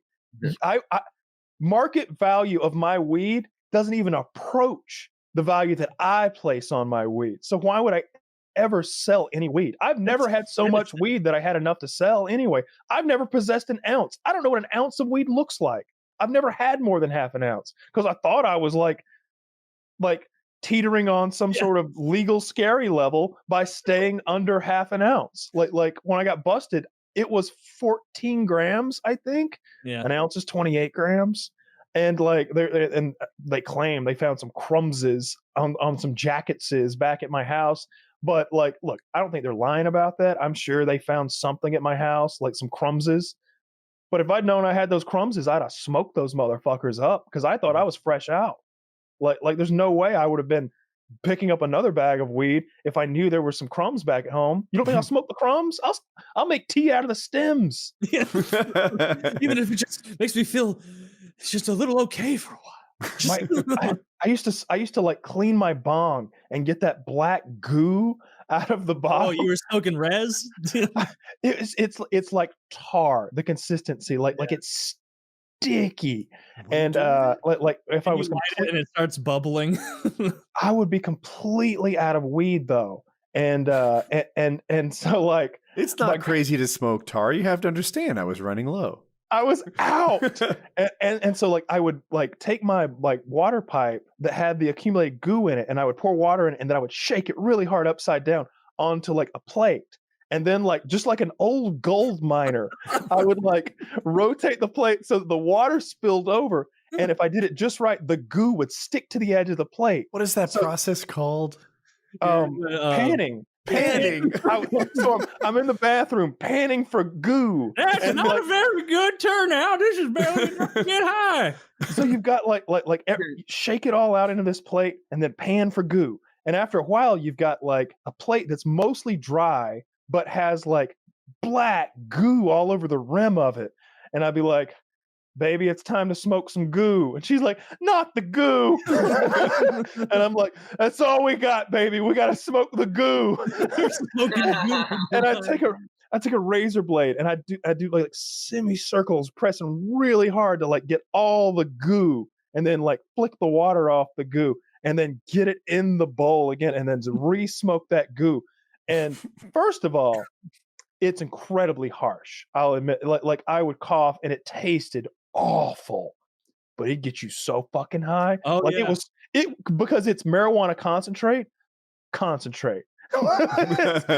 It's concentrate because it's like it's the remainder of smoking concentrate, and it's like been condensed down even more. So I thought you were like so in college. I remember using like that flour, like the goo that would be in the flour if you were just totally out. This is trying to use that. I want that story to be our first PKA animation story. It should end with that line that I just said. One of my favorite Boogie moments, and look, I neither like Boogie nor dislike Boogie. He's somewhere in the middle for me. I don't know him in real life. I've never had any interaction with him outside the show, but I'll never forget when he was on the show, and I wish I could quote him exactly because I don't like misquoting. Oh no, I know what you're going. I think he was talking about some kind of incident he had with a guy at a gas station, and he was like, I just got mad, and he just looked at me and he saw how mad I was, and he was scared. He backed away because I'll just go crazy on you. And he knew, and I remember like me and Woody exchanging this knowing look, like, dude, I remember. I don't care how mad or crazy that man ever gets. It's not going to matter. If I see a white male tweeting something like, it kind of sucks to be a woman right now, and I think they need a bit of a hand up, I'll say, that's cool. I'm going to like that. I'm going to like that tweet a little bit because it does kind of suck to be a woman sometimes. No. And maybe you do need a slight hand. Hey, I'm willing to. What sucks about being a woman? That's my personal belief. I wish I was a woman. I would kill it. Everything is in your. Just, thank you for all the easy things. Thank you for everything being easy. Do you want me to use a personal for an example? I would love. Okay, I have gone into probably 1,000. I've probably gone into 1,000 gas stations in my lifetime, maybe 10,000 gas stations in my lifetime. My wife twice while I was with her has had her tits or ass grabbed by men who thought that's just how you interact with women. Twice in my presence, I've watched it happen here in Northwest Arkansas, of all places. I have watched men grab my wife's ass and tits like it was supposed to happen. A third case that I wasn't there, a guy just got in the car with her. Like there's no woman will ever do that to me, mostly because I'm ugly as shit. I'm not attractive like my wife. But, okay, look, I believe you. I believe that those things happen to you, and they are shocking. Though. The fact that it is shocking demonstrates that it happens remarkably That's rare. Never happened before, ever. First of all, your wife should have a gun. My girlfriend has a gun. She's pulled it on multiple men. So anybody gets fresh with her, she pulls it out and fucking points the gun. My wife doesn't need a gun. She has me. She clearly needs you have a gun. She molested left and right. She's like, oh, don't worry. I took care of it. I took care of it, dude. Don't worry. I took care of it. You got to stop it before it happens. How did you take care of it? Well, they take one look at me, and I tell them I'm with her, and they fucking get the point. It's not that difficult. Okay. I mean, but even that is fucked up. Even that, she's with me, dude. Oh, I guess I can't molest your property. I've never seen that happen. Fighting is an athletic endeavor, right? Dick is a fighter. Like, even current Boogie's not going to be a great fighter, and he's more athletic than he was 2 years ago. That's a generous statement. Not going to be a great fighter. Great fighter. Not one of the greats. He was good. He's in the hall of very, very good amongst the fighting greats. He'd been a contender. I remember after that episode with the gas station story, right after it ended, and it was all of us coming up with the titles, you were like, before we name the show, can we talk about that gas station story? What the fuck was that about? Like, there's no way he was scaring people at a gas station. Like, it just... Yeah, and it implied a greater, like, I started making inferences about it in general, like, wow, how far away from the truth is his sense of self, right? If he thinks he's mean mugging people at gas stations, getting them to back down, what else does he think about himself? Is he smarter than Einstein? He's already tougher than John Jones. Well, currently. Shut up, you. Your anti-Semitic ways, I won't stand for it. Oh, is that what I did? No, that's what Taylor did, going after Einstein. Clearly an anti-Semite. I've been caught. Hoisted by my own petard. Yeah, I don't know. Something about that one, like something like how unaware, like how much can a man lack self-awareness if he thinks he's threatening at 5? Yes, and even if you do ever think those thoughts, to say it in front of other people on a podcast, maybe keep that maybe in the back of your head if you ever thought like kind of a badass, kind of a man's man, high T kind of individual, you wouldn't be like, and I'm gonna go tell a whole bunch of people that I feel that way. Like maybe keep that one to yourself. Maybe let Dude, it. I wish I had thought of it. Set in a little. I wish I had thought of it at the time, so I could be like, dude, that reminds me of a story that happened to me today. Actually, I was at a gas station and two guys were giving me shit, and they were huge. They were Boogie. How tall are you? Twice that big, and both of them enormous. They take one look at me. They go, "My God, that guy's got his dick hanging out of his shorts. What's he gonna do with it?" Like just like, all your stories should be variants of the college game day parking story. Yeah, there were 6 delivering freshmen. Justice. There were 6 freshmen reserving a parking spot, and I swept them aside. I threw one from the 5th floor. I grabbed one's feet and swung him. I used him as a weapon amongst the others. Yeah, have any of you guys? Wait, let me make sure. Yeah, but I feel differently about the thing now, knowing that Boogie challenged this man to come to his house because I need to hear it. Different. I'm basing this on nothing. Dick, are you telling the story straight and true down the middle? You meet me in my front yard in 5 minutes, and we'll see who ends up on top. Is it possible that perhaps Frank Hassel was provoking Boogie, and Boogie was kind of trying not to be a total puss on the call, saying, "Come at me"? This has happened to me before. What happened to Boogie? A guy just being an asshole has come to my house, and a guy who I think has schizophrenia has come to my house. I handled them both by saying, "Do not come to my house." Like, "Do not come to my house. Do not come to my house." I answered both with a loaded gun, open the door, shut the door. Because as far as I'm concerned, like, you can go knock on somebody's door, and that's that's legal in America. I would never have handled it the way Boogie does, which is screaming like the ultimate warrior. It was a mix of this shit ends or I will end it. Don't come to my house, and you're a fucking pussy if you don't come to my house and get your reckoning because I will kill you. It was like straight up premeditated murder on Boogie. It was like the episode of The Simpsons when Homer tricks Flanders into coming over so he can kill him. Yeah. If I really want good groceries, though, I go to the DeKalb Farmers Market, I think. If anybody's in Atlanta, go fuck. No, it's the International Market. Is what it is. And that's the coolest grocery store I've ever been in my life. It is so badass. They have everything you can imagine from everywhere on the planet. Their produce section is as big as a gas station. No, it's bigger. It's 2 gas stations. Most produce stations are as big as a gas station. Yeah, I know. I was so underwhelmed by that. It's the size of a room. They have tomatoes and lettuce. Like, they've got tomatoes as big as the sky. Like, when tomatoes the size of baseballs. It's more than that. It's bigger. It's huge. All right. How many gas stations is it? It's at least. I'm talking about the pumps too, though. Like, it's huge. How many gas stations is it? 1,000. Whoa! Whoa! 1,000 gas stations. If this grocery store is even special. Here, Woody, we got this grocery store here. They got all the vegetables. Tomatoes, zucchini. All right, I'm looking it up. Pickles, the rest. This place sells Coca-Cola and Pepsi. Believe it or not, you can walk to one more aisle. They've got an amount of chips the size of a house there for you to choose from. The size of a gas station, just the most mild comparison of any fucking produce department. Oh, I tell you, this shit was 15 by 15 if it was 1,000,000 square yards. They had vegetables I've never even heard of. You ever heard of a turnip? Not me. Man, they got turnips. They got something called a jalapeno. Don't even know what that is. Probably some Mexican shit. They got something called Brussels sprouts. Man,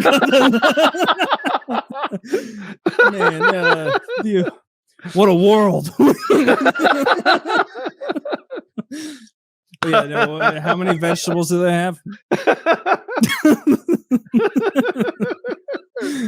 Oh, you're not gonna believe this. It's called a carrot. And they got fucking bags and bags of them all out there. Mini carrots, flush with carrots.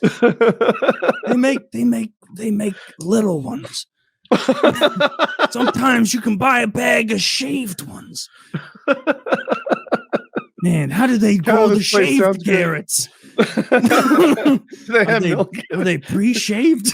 Do they grow shaved?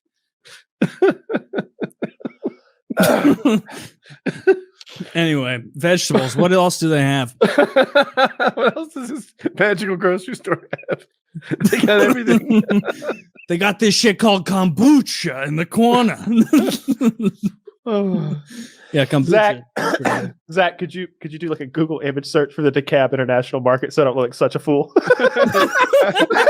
It's slower.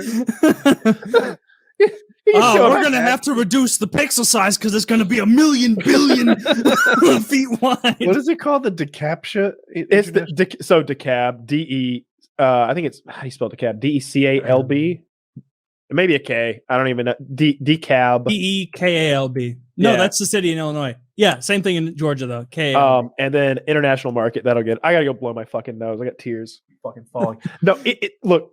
All jokes aside, although that was fucking hilarious. They have. Is it called the World Market? Look. Okay. Look. DeKalb Farmers Market. DeKalb World. This is it. World. Oh, someone found it. Okay. Yeah, that is I just sent you section. Actually, that's pretty legit. I'm going full screen. Like, so what I was gonna say was, like, I'm walking through their produce section. This, and I don't recognize 40% of it. Like 40% of it is not like the things you're used to. It's all sorts of like, what kind of wild shit they selling at the DeKalb? I don't know. Lots of weird melons and long. How big are your fucking gas stations, Kyle? That is an enormous gas station. I misspoke them high. God damn it! Are those no? Those have to be gourds. Are those bananas? They have all sorts of like gourd like vegetables like that. Show some more, Zach. Like, do you have any more images? Like, show the fucking meat. Show the meat section now. Show some more, Zach. You have to show how big my fruit stand is, so people don't think I'm a retard online. How far is that place from you, Kyle? They got 40 minutes. 40 minutes. So it's not your local place, I guess. No, it's where I go when I want to like cook for a girl or something, or like before I went to prison. Like I made a few meals that were like super fancy. And Dude, so I went here. Pause that. There is a broken child in a grocery cart and a father repulsed by it. Are you looking at what I'm looking at? I see. I think maybe the kid just fell and he's like, ah. Like, what? Well, that's not the reaction to falling children. God, yeah. Woody, when Hope fell over like that, did you go? I run. Did you I go? Just let her handle. How embarrassing! That was kind of cringe, dude. Bitch, little cringe. That would be so shit. That would be so. A parent telling their child that like acting out is cringe. That's the generation we're going to grow up with. Yeah, but you're right. That is what jumped out. That kid is flailing, and this is an unremarkable size of a meat station. It's good, but not. You're not seeing these pictures are terrible. All right, so let me explain. Is that guy wearing a hoodie instead of a hairnet? You're seeing a fraction of it there. You're seeing a fraction of it. But fraction is not descriptive. You're seeing a fifth of the meat. There's another whole gas station of meat behind that. They have they have everything. They have all these exotic things, international things. Like, I don't know. I'd never been carrots and tomatoes. They had calf liver. Like, I'd never seen calf liver or brains at a grocery store. They have calf brain for sale that you can buy, and like they have lobster tanks and crab tanks, and I think they do live shrimp too, maybe, or crawfish. But they have like every fish I can imagine. Ooh, they got live crawdads you can get. Yeah, almost certainly, they have everything. I've never grocery stores have that. I feel like crawdads live. Most of them don't have lobsters and live. Stuff and live. I grew up in Ocean City where that stuff was kind of normal. Maybe it's normal everywhere. I don't know. I see lobsters like in that tank sometimes when I go there. Being in the Midwest, if it's fucking in St. Louis, that must be around a lot of places. Sure. But my favorite grocery store, though, if you're in Atlanta and it's not too far away, definitely should check it out. I feel like you're becoming a bit of an Atlanta boy, actually. Like grown to appreciate the benefits of population density. There's certainly some downsides, right? You know, the cost, the crime, the cost, the traffic, but there's some benefits. Grocery stores the size of gas stations, takeout, shit like I don't know. There are some good things about being near dense population. Yeah, yeah, I definitely like all the delivery options that you get, and I don't mean just like DoorDash, but just like having like your Amazon stuff gets there faster. You can get your groceries delivered. Any number of things are able to be delivered at that point, so that's pretty nice. So I want to hear about some of your time in Belize. It seemed like you got into a bit of trouble down there with the government of Belize, and you had to end up leaving the country under ridiculous circumstances. And I understand they ended up auctioning off a lot of your property, and then I read that your home there even was burned down under what they call suspicious circumstances. What's the truth that people don't know behind that? Oh, it's too fucking long. I mean, he said, you know, I didn't get in much trouble. I mean, they tried to kill me. They had the army, the police after me. They were shooting at me in the jungle. I mean, I was in hiding for 2 months, escaped into Guatemala. Got arrested 3 days later in Guatemala, and police demanded that I be returned so they could torture and kill me. And just a beautiful thing. Third world countries, folks. The Attorney General for Guatemala, a gentleman named Telesforo Guerra, the Attorney General. I hired him for $100,000 and said, I just want to go back to America. Can you make that happen? He goes, yeah. And that was it. So no, I went back to America. Why did the authorities in Belize think? Why did the authorities in Belize think you killed somebody? Okay, so now you need to go back a year. Okay, first of all, I was in San Pedro, the American enclave on the tourist island of San Pedro, one of the most beautiful fucking places on this planet, by the way, if it weren't for the fact that people were there. In any case, I got bored. After 3 years, I said, I'm going into the jungle, the interior of Belize. I went into Orange Walk district, the largest district of Belize, 18,000 people, all of them black. Bought a huge piece of property, built a serious fucking compound for millions of dollars, staffed it with very dangerous people, all of them heavily armed. And basically called attention to myself, which is one of the stupidest things I've ever done. You get stupid as you get older. In any case, I'd been there for a year and a half, and the local political authority in the largest district in Belize came to me and said, Mr. McAfee, our election's coming up in 5 months. If you would donate $2 million to our party, here's what we would do. We would give you 1 million acres along the river. Well, that could eventually be worth billions, but I probably wouldn't live that long. Tax breaks, all the pussy you could ever goddamn imagine. I idiotically said no. Now, what idiot says no when the person coming is representing the goddamn government and they have 17,000 soldiers with AR-15s, tanks, and fucking helicopters? No. Who does that? Well, I do. I'm stupid. I said no. I should have said 2 million. Let me give you 4 or 10. No, I said no. Well, 1 week later, 47 armed soldiers from the gang suppression unit, which reported directly to the prime minister. It's the equivalent of the Navy SEALs in America, stormed my property, arrested me, shot my dog in front of my eyes, saying, Mr. McAfee, if you do not think we're serious, boom! The dog's head exploded in front of me. My goodness. It sucks. That's sad. I just said, I see you're serious. What is your name, my friend? Anyway, so now, it's been a terrible day. I was tortured. They destroyed my lab where I was doing antibiotic research. It cost me $500,000 in damages, and then just left. My goodness. What kind of torture were they putting you through? I'd rather. But anyway, so the next day, the same gentleman who asked for the $2 million came back and said, "Oh, Mr. McAfee, good. We are so sorry. We made a mistake. We had bad information. Please forgive us." And Mr. McAfee, by the way, have you reconsidered your donation? Well, I was pissed off by then because they shot my dog. I don't give a shit about the destruction of property. They killed my dog. I had 17. Yes, but they killed my favorite dog. Anyway, so, Mr. McAfee, we're terribly sorry.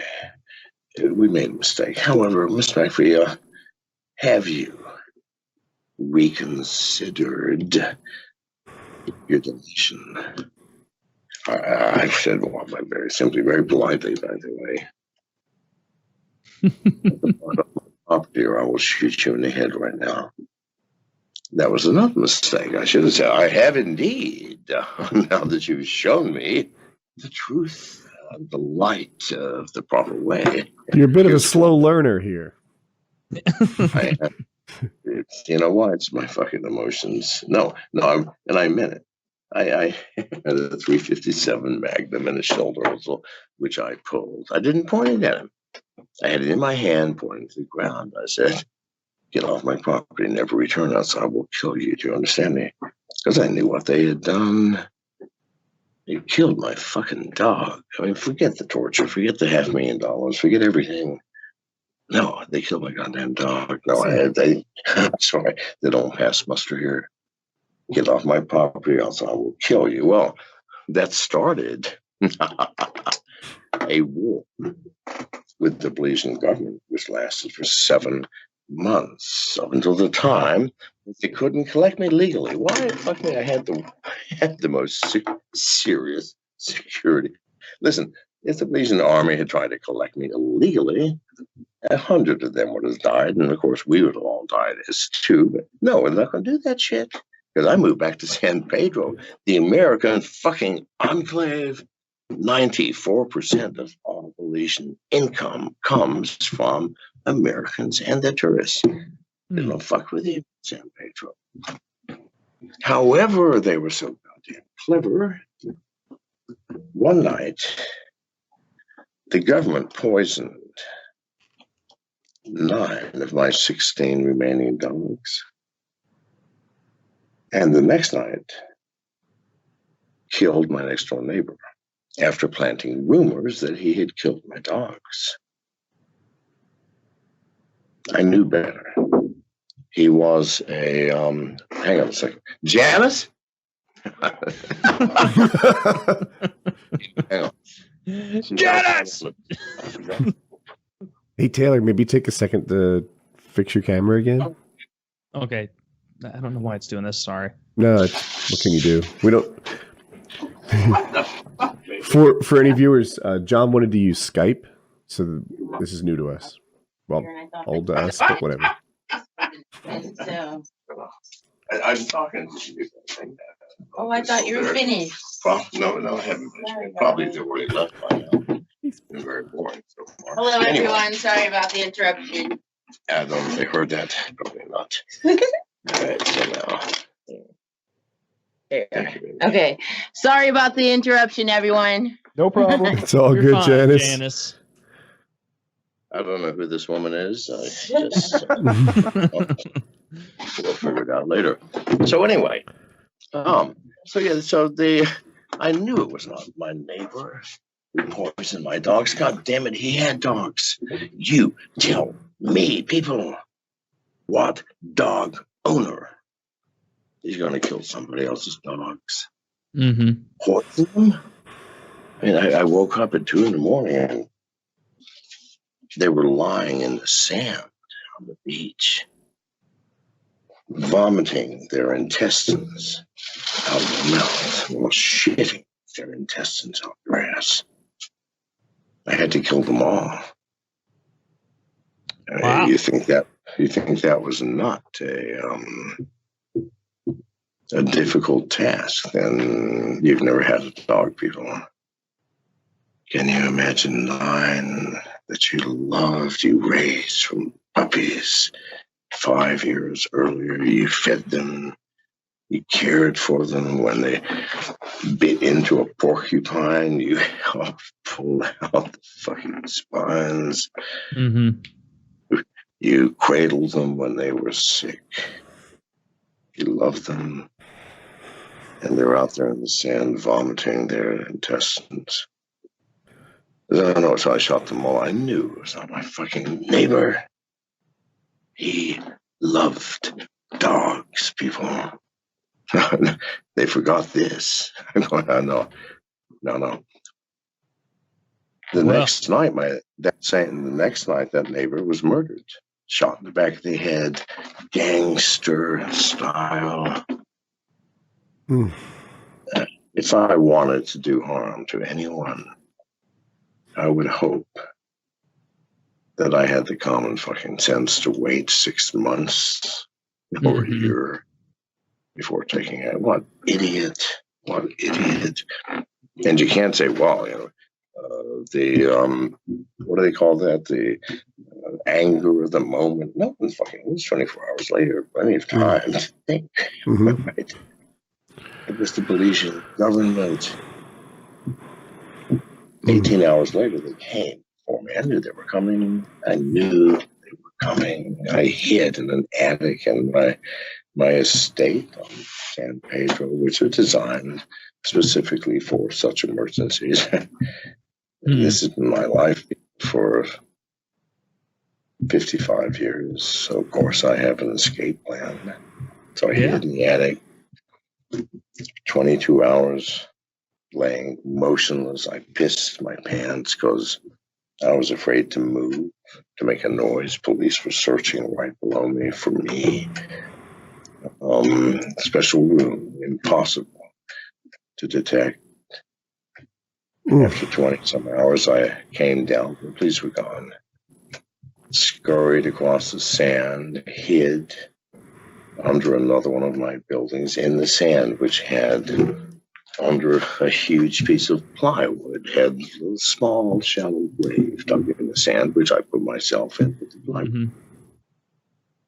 The police actually came by 2 hours later, looking again with flashlights and so on. They left at about 4 a.m., at which case I left, walked 100 yards up the beach to a neighbor who was a seasonal resident of San Pedro and had given me the keys to their house so that my caretaker could maintain it, and hid in their back garage with a lock that I had the key to, and called Samantha Negas, one of the 7 women I was living with at that time. And I called her because I knew that she had set this whole thing up, which she had, which she admitted to later. And I said, "Are you going to help me now, Sam?" She was crying.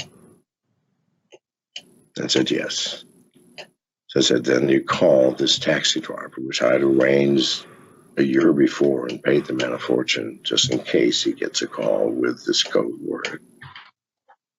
She flew over from Orange Walk to San Pedro and went from the airport to the taxi. The taxi came up. This is the craziest thing ever. Came up that dirt back road, 14 miles from San Pedro town to where I lived. I jumped in the taxi. I hid on the back floor. Samantha had a flowing dress, covered me with it. 3 minutes later, as we're heading south on that road, the police, 2 vans, maybe 25 officers, were heading up to my place to continue their search. They stopped us. But Samantha did what Samantha always does, a very sexy, alluring, lusty lady. Did she convince them not to pursue with a little sexual favor? Yeah, no, didn't have to do anything. She merely, as she saw them coming, she opened her blouse so that her nipples were not quite peeking out. Everything else was. And so no one, and this van stopped us. The police are here. I'm looking up to the left of Sam's left leg, and I can see the goddamn police officer looking. And I'm looking down. He's looking at Sam. They have a brief conversation, and we move on. And it's a long story. You don't want to hear this shit. Plus, we're over time. Maybe another day. All right? Jeez. So, Taylor, I have a question for you. Yeah. Tell me about your African Uber driver. Oh yeah, this was like 2 months ago now that I was in an Uber heading to a buddy's house, hang out, pool day. Had to Uber because it was in the middle of St. Louis's absurd heat wave where we were the hottest place in the country for like 6 weeks, and my AC went out in my car, and so I was like, I'm not driving and dying in my car on the way there. And so I ordered an Uber, and it's this African guy who's my Uber driver. And immediately, like, he's already on the phone when he picks me up, and he like stops for 1 second to be like, do you mind if I continue to speak on the phone? And I was like, no, not at all. And so I just got like a 25-minute ride from this guy. By the way, he took the absolute longest way to my friend's house. I tried like at least 2 times to be like, you want to take a right here? We didn't take a right there. You want to go straight? And we turned there. We went through like neighborhoods. But this guy, he was like, must have been something of a relationship that guru. would have upset me. Well, he was interesting. He was on the phone, clearly talking to first a man for most of the car ride, and clearly this man was confiding in him about his relationship problems, and they're both Nigerian or something. And so he had all these like funny tips. Like the big tip that I remember him saying over and over was like, you are allowing a woman in your own house to dictate to you what you do and what you do not do.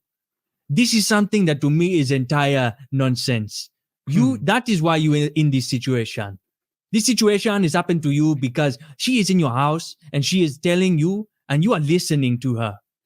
You do not allow her in your house to dictate the rule. He said dictate a lot. To dictate the rules to I'm you. with him. I'm on board with him because I'm picturing a scenario where, like, yeah, you can move in with me, and she's like, "Hey, clean your shit up. Hey, get your towels off the floor. Hey, come in here. Like fucking, what are you doing? You left your dish on the table? Yeah, it's my fucking table, my fucking dish. Yeah, he smash. Like, this guy was traditional as shit. Very traditional Nigerian man. He's like, she is not meant to be in your house instructing you. You are to lead her in the house. When you are in the house, you are in charge. And so you do not listen to her. You are listen. And then he'll be like, listen to me. Listen to what I am saying to you. I say again, when she dictates to you and you listen to this, you are not taking your power as a man. Your power as a man, that is your house. That is your home. You are the head of the snake. Or whatever the fuck. I like that. Stay with that. I added that bit in. The head of this what? You are the head of the snake. Oh, okay. That's the head of the snake. And now it will become a Celia boy. I like you are the locomotive on this train. If the head follows the tail, the snake. what would happen? What will happen? No, you cannot. You are having problem in relationship because she does not respect you. You are allowing her to be in a part of the relationship that she as a woman should not be a part of. And it was like, I wish I could hear the other guy's point, like all the stuff he was complaining about. But I'd like to say, I think I learned stuff from him. I think I learned a lot about Nigerian masculinity. And I think I'm going to take that to the bank next time I'm in a serious relationship. And never allow a woman in my house to tell me how I must behave. Never. Well, I'm with Magumbo here. That sounds pretty good to me. I gave him a good tip and 5 stars. On the surface, I don't like him driving you all around town. I did not put up. No, but like at the end of it, I was fine with like 4 extra minutes of driving to get a little more insight. Yeah, that's fair. But then at the end, clearly a woman was on the phone, and so I think he was like mitigating a familial conflict with someone that he knew. Like he was the guru handing out life lessons to people. And I didn't really catch much of the woman. I would have got a second. Like, hey, you know what? help. Take me back. I want to hear you tell her. Yes. You are just a woman. It is your job to shut your trap. Yeah, what if that's what it was? He like gives the guy like all this build up advice, and then for the woman, he's like, "You are a despicable witch. I am going to kill you because you step out of line in your house with your husband." So I assume it was husband and wife. They're pretty traditional over there, I think. Pretty Christian, mostly in Nigeria. So you think you picked up a few things from them? Yeah, I think of them as Catholic or definitely Christian in some way or another. Yeah, they're one of the more Nigerian. Christian. I think not super. I worked with a Nigerian guy. He had like his name was like Alexander or something. He had like a very white name, and I just remember he was like really good with the ladies.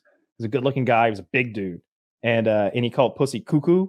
He's like, I know how to please the cuckoo. The cuckoo tried to get away from me sometimes. I do not let it. He's like talking about the whole maneuver. From this point going forward, I also call pussy cuckoo. Yeah.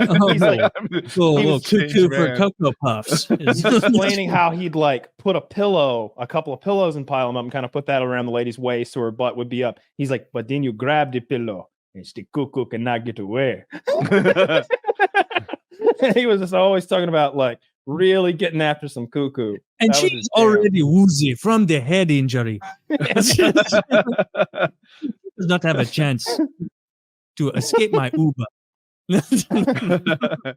So I have a super garbage man. Let me tell you about this guy. All right. So I live out in the country, middle of nowhere, as you might imagine. And there is city trash service, but I have a gravel driveway. And dragging that dumpster down to the end is just not going to happen. It would be awful. Like it would be physically hard. Like it would be a chore to get that thing down there. It'd take half an hour. So I had trash service for a while, but I was just not getting it done. The trash was piling up, and I'd have to haul it off myself. So I had to hunt down a super garbage man. I needed a guy who would drive to my house once a week, all the way down my driveway, come to my door, and take the trash that's piled up there and take it away from me for a fee. And I was looking high and low for this, and it was going to be expensive. There was one service that would actually give me sort of a miniature dumpster that was like the size of this couch maybe. And I was going to be like $2,000 to start things off, and then we go monthly from there. It was absurd. It was like, what is this shit? I just want my trash gone. How do I make this happen? And I found it. This guy is like his own personal trash service. Basically, he's like, hey, you want somebody to come get your trash? All right, then. Wow. $20. I was like, well, how much, man? How much? And in my head, I'm like, name your fucking price, bro. It's like I feel like a slutty girl, like, you know, with no ride home. I'm like, I could maybe, you know, I'll do anything he wants. He has me at his mercy. He says, $20 will do it. And I'm like, a week? And I'm completely serious. He goes, of course not a week. A month, you know, a month. I just come. He goes, I'm just going to come once a week, you know, just once a week. And I'm like, is there an option for daily trash service? So he actually does. He comes all the way to down the driveway. He gets the thing and takes it away. And the thing about it is, I've had this issue where this neighborhood dog has been coming up and ripping these bags of trash apart. Kill the dog. And there will be maggots and rotted meat and just the grossest, trash that you can imagine. It's refuse. Yeah. Everything's covered in coffee grounds and like raw chicken juice, etc. So it's nasty. Lovely smell. And I'm looking at this awful mess, and I'm like, shit, I gotta clean this up. This is the thing I hate doing in the world the most. Is cleaning up gross stuff. Like this is below me, quite frankly. Like I don't, look. I didn't just say that like it's below me to do my own dry cleaning. It's below me to clean rotten meat up out of my yard. Sadly, that's directly my level at my house.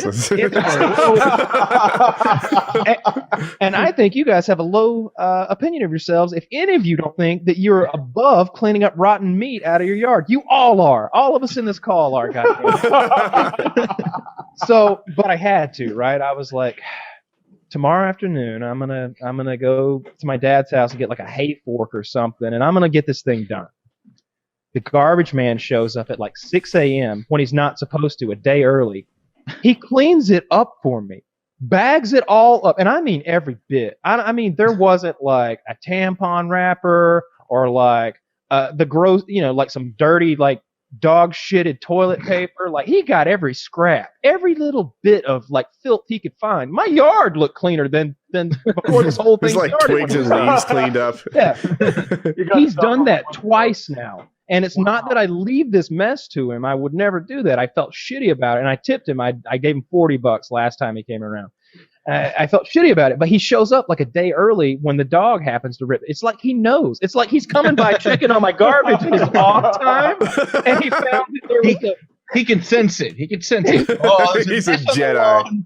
You've got someone doing recon. and he's the best. And Hal needs me right now. Yeah, I'm gonna get my boy and drive up. Something's wrong right now. And he's just the nicest, sweetest guy I've ever met. But that dog ripped my trash apart for the third fucking time. This time, Kitty actually cleaned it up. So now the dog's got to go. The dog's got to go. Yes. I'm hunting the dog at this point. Now I'm done. Now I'm a dog. I am a dog hunter now. There's no question over what's going to happen to the dog. I've already decided. I'm just waiting on him to come back. How did you find this garbage guy? I honestly don't remember. I think maybe my dad recommended him, or he's a friend of a friend, or something like that. To be completely honest, and I only say this because I'm positive he'll never listen to this. Yeah. He's a bit slow-witted. Not that you'd ever notice unless you had a long, in-depth conversation with the man. Then you kind of pick it up a little bit. Yeah. And I recently came to the realization that he thinks that I'm some sort of a crackpot inventor, and that's what I do for a living. Because he thinks I'm like Doc from Back to the Future. He thinks I'm an inventor. He thinks that I'm coming up with all this crazy gadgets, and that's how I bought this house and these cars and all this stuff. And let me tell you why. Because when you come to my house, I've got gadgets sitting around. I have this personal tank vehicle. It's called a shredder. Shredder. It's a shredder like DPV or something. And basically, you stand on a skateboard, and it's got a gasoline engine. You've got a throttle that's connected to the base by a stand, and it's got two rubberized tank treads. It's a ridiculous toy. It's just like a silly man toy. The thing's very expensive. So he sees all these toys, and he sees I've got these big ballistic gel torsos outside and stuff, and he asks me about them occasionally, and I'll tell him, I'm like, oh, well, this is ballistics gel. It replicates human flesh, and when I shoot it, I can determine what a bullet would actually do to human flesh. It's good for people who want to buy defense ammunition. Oh, okay. And there's piles of spray paint cans because I shoot those a lot. He thinks that I'm an inventor, and here's how I know. Because when I paid him last time, I gave him the extra $20 or whatever, and I apologized profusely for him cleaning up my mess twice for me, and I'm like, well, see you later. And he's like, you know what you need. I got an idea for you. Now you just get right on this. If you want to or don't, I don't want nothing. I don't want nothing. I'm just come to me. So keep in mind he brings his grandson with him on these trash pickups to show his grandson what working is like, and that there's a hard side of life. And he has in the past said, you need to be like this man right here. Use your mind. You don't want to work with somebody like me. Because he's jacked. His arms are bigger than yours from doing the trash thing. And I commented on it, and he's like, he tells his grandson, don't listen to him none. You don't want big arms, you want a big brain. He goes on about this. So he's telling me, I got this idea. You're going to love it. So last night was over at the house, and little Daniel, he's got that R2-D2, beep, beep, beep, and that thing's running around there. He loves it. And I started thinking, they ain't got nothing that goes and flies for a minute and then lands back down. Now, that'd be a good toy. Now, if you could make that R2-D2 toy where it'd go and kind of hover a little bit and then land, you got $1 million right there. I literally went. Blow his mind next week. I literally was so embarrassed for both of us that I went, That's a good idea. Turned around and left. I'm pretty sure that if you had to ask him right now what he thinks I'm doing, well, he's probably working on an R2D2. He seemed excited. I'm telling you, I told him. Tore him off right then. He's out there. You should just bring him in one day, show him episodes of Mythbusters, and be like, "You see that show? I build all the props for that show. I'm in the background of every shot. Those are my gadgets. No, you should have millionaire. He thinks I'm Bill Nye the Science Guy or something like. You're Elon Musk to him. That's what you're building your rockets and shit. Nice. After he gave you that idea, you should have gone, "Great Scott!" You gotta show up with a drone next week. You just gotta. I made it. Yeah, in my head, I was like, "This guy's never seen a drone." I was like, I should go buy one of those $100 drones at the fucking flea market and just blow his mind. You can freak him out. Oh, that you guys talking about food? I don't know where this came from. It reminded me. I went to this sports camp when I was like, I guess, 14, and it was a religious camp. But it was a sports camp, but they tied in God to it somehow, where it was like, hey, go do your sports. And because I was on the hockey section, we go play hockey. There's a football section, basketball. Everybody broke and did their shit. And then they came back and gave us some half-assed Bible study of you got to work as a team, just like Christ in Matthew 6:10. It's like, oh, Jesus Christ. But there was this this kid, but for some reason they let a kid with Down syndrome into the camp. He wasn't running around doing anything bad, but every day at lunch, him and his handler, who helped him out, go to all the different sports and whatnot that he could participate in, would sit down with him and be like, now you have to eat all of your food before we can go. You have to eat all of your food. And the kid would always be throwing a fit, not wanting to eat it. And one of the days that the handler was like, all right, you're not getting up and you're not going to play basketball until all of this food is done. And it was like a chicken patty fried and some green beans.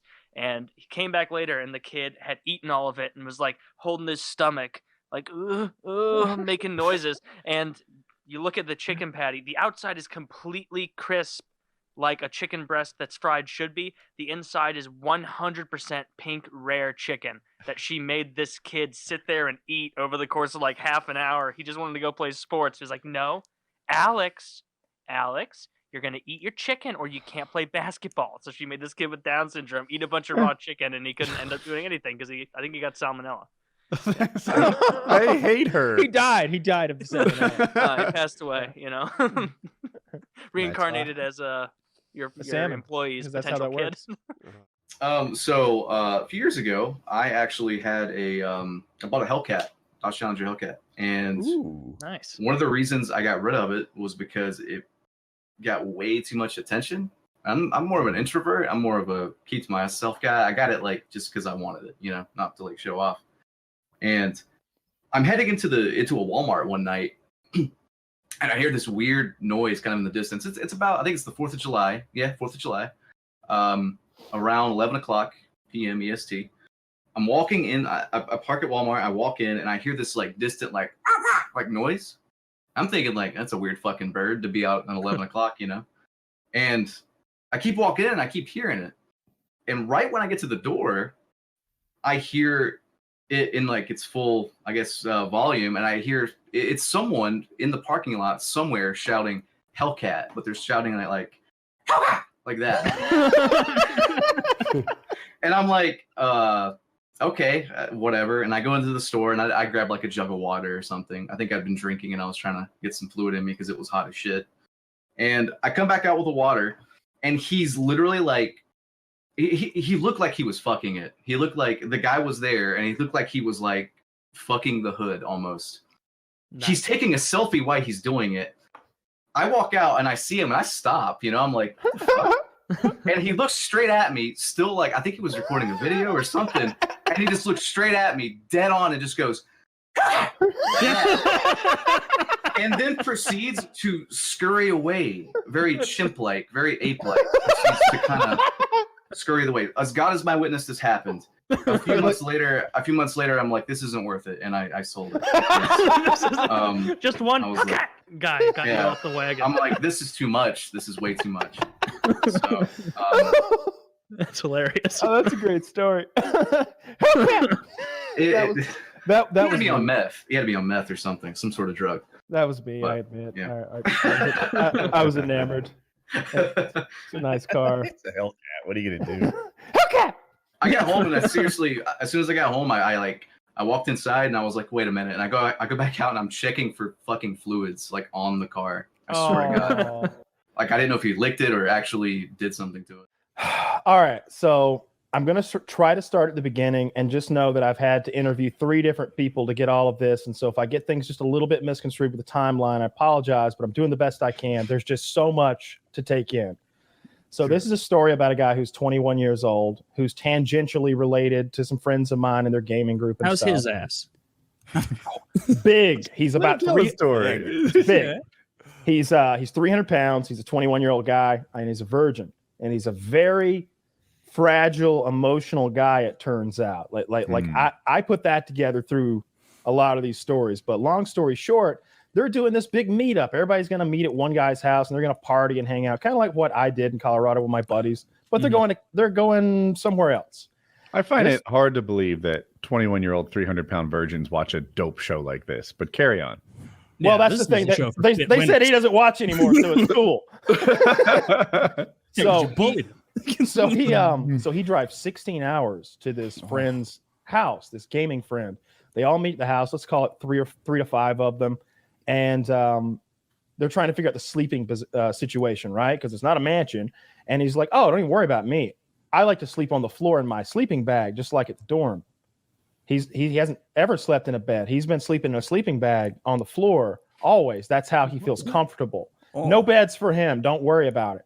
So he also notices out of that. Like the Blind Side. He also notices that the grass isn't cut at this guy's house. Who his host. He's like, "Hey, I noticed your grass wasn't cut." He's like, "Yeah, I don't know." And so the guy wakes up the next morning. They partied that night, so call it 11 a.m. And we'll call this guy Pete. Pete is our star. Pete cut the fucking grass at 5 a.m. that morning with this man's lawnmower. Not only that, because the man doesn't own an edging tool like a weed eater, he went and got one so that he could edge this man's yard up real nice. The 21-year-old 300-pound virgin is out doing labor. Out at the crack of dawn, cutting this man's yard and edging it up without being asked or asking for permission himself. So they go to the casino that night, right? And they're like, playing slots and stuff like that, just penny slots. And someone's explaining to this Pete like how casinos work, how there's no clocks on the wall, so you can't tell where you are, and all this money is just getting poured in. And like, I know I'm losing right now, I just don't care. And he starts crying. Pete starts crying because it's such an awful thing. The idea of gambling? Idea of sort of Western civilization and how wasteful and vice-filled we are. And just the casino environment, it upsets him so much he cries. He's like the Green Mile. He works absorbing all this pain. So that night they decide, after a bit of gambling, they're going to go to the strip club, right? Let's see some titties, right? So they're walking in, and one of the guys who's normal says, "When's the last time you saw a lady's tits in person?" And he goes, "Oh, maybe 2 weeks ago. My mom was changing. I was hanging out with her, having a chat, and she, okay, she was changing." That's hilarious. Wasn't it a joke? And they go, "You didn't. You looked at your mom's boobs?" He's like, "Well, we were having a conversation. It's rude to just turn your back." Okay. You know what? He's right. All right, so things are going to Norman Bates now. If I was talking to you and you turned your back, Kyle, I wouldn't like that. Dick, the things are going to start adding up here very quickly. Okay, so we get into the strip club, and the boys know that this guy's a virgin, so they're like, "Let's send him in the back with a girl, and let's tell her it's on us, and let's let him have some fun." Looking him up, yeah. He's a rough-looking guy. Let me just say that right out the gate. I don't know what you're picturing, but rough like Wild West, like pirate, or not, rough like Hodor when he was a younger fella. So Pete goes in the back with this vile fucking stripper, but by the time it's over, he has gotten himself a condom on $500 hand job. And wait, what? And a condom on $500 hand job right there in the back. That condom on. All right. Okay. And at some point, like, she gets on his phone and is literally trying to transfer money out of his bank account. He's like, "No, don't do that." And so get in the car, and they're driving home, and they hear a noise in the back of the car. Again? He's sobbing because the hand job was so traumatic. He's sobbing over the traumatic hand job. And what's more, and I'm not going to laugh at this because it's so dark. That night, and every night afterwards, he had night terrors about the hand job and how traumatic it was. And I was just laying there. I was awake, but I couldn't move. She was beating my dick. Nocturnal emissions with his the first ever case. Yeah. He decides there's there's like only she gets the phone and transfers all his money. That's right. Have the night terrors. It gets so much worse. He decides there's only one cure for these night terrors. He has to replace that terrible sexual experience he had with a good one. Yeah. So what does he do? Get on Tinder, maybe hit the scene, like going bar to bar, just talking to girls? No, he finds himself a prostitute. She's 2 hours away or something. She's $200 an hour and 1 hour away. That's the score. Okay. She's pretty hot, I'm told. Like think hot chick. I looked at her profile and it's just her ass, so it's that's all I got to go on. But they said she was pretty. He drives an hour. And he buys an hour with her. But he's so scared that they cuddle and watch TV for the entire hour. And she's like, honey, I've got another date after this. Like, that's it. And he's like, okay, thank you, ma'am. And he drives back to them an hour back. No. But he's still horned up and he's talking to them. He's like, you know what? I think I'm ready. So he calls her back up. Running out of money. No, he's on. Trust me. Okay. He's got way too much. The girl who was trying to transfer the money out of his bank account, she almost got it all. But the prostitutes and the strippers, they're not there yet. He decides, I can do it this time. So he books 2 hours this time. And so One he for shows TV. up. Yeah. Virgins are known for how long they last. He gets himself a good 30-40 minutes of cuddling in. And then he says he has sex with her twice, and it lasted for a total of 1 minute and 15 seconds. Both Each? times. No. No. He also described. He You also could have, in theory, booked 90 seconds instead of 120 This guy minutes. tells the truth too much. This is the most criminally honest person on earth. Yeah, good. So when he keeps kills going. somebody, he'll confess right away. He described her on top of him as missionary, so it's hard to tell if they actually had doggy or if what that actually meant. But that's what he said happened. And then he had 30 more minutes on the clock after he came the second time, and she was like, you know what? I'm just gonna fucking go. Oh God! I'm peacing out, and she just left, straight up left, and so he drove back again. I'm imagining he's paying for hotels each of these trips out there as She's well. not getting a good cussed sat survey. No, he's not. Oh, he was so pleased. I want to with see the her service. Yelp reviews. I'll send it later. She's a whore. And 5 stars. My friend who was the host, it's his house who's getting like the yard done every night. He said, I had stocked the house with snacks, because I'm having all these guys come in. I've got beer and drinks and all sorts of like cookies and stuff. He's like, have you ever seen an obese person stress eat? And I started thinking about it. No, I haven't. When Wings of Redemption was at my house, I'll say this about Wings. When he was at my house, regardless of exercise or whatever, he did not go crazy with food ever once, unless he really somehow like snuck out in the night. And I do not believe that happened. He never went crazy with his diet at all. He said this guy went and got a 12-pack of moon pies. Now, correct me if I'm wrong, Zach, but I think a moon pie is about 450 calories. A moon pie is graham cracker, marshmallow in the middle, and it's all covered in chocolate. It's just little snack. 3 different kinds of sugar.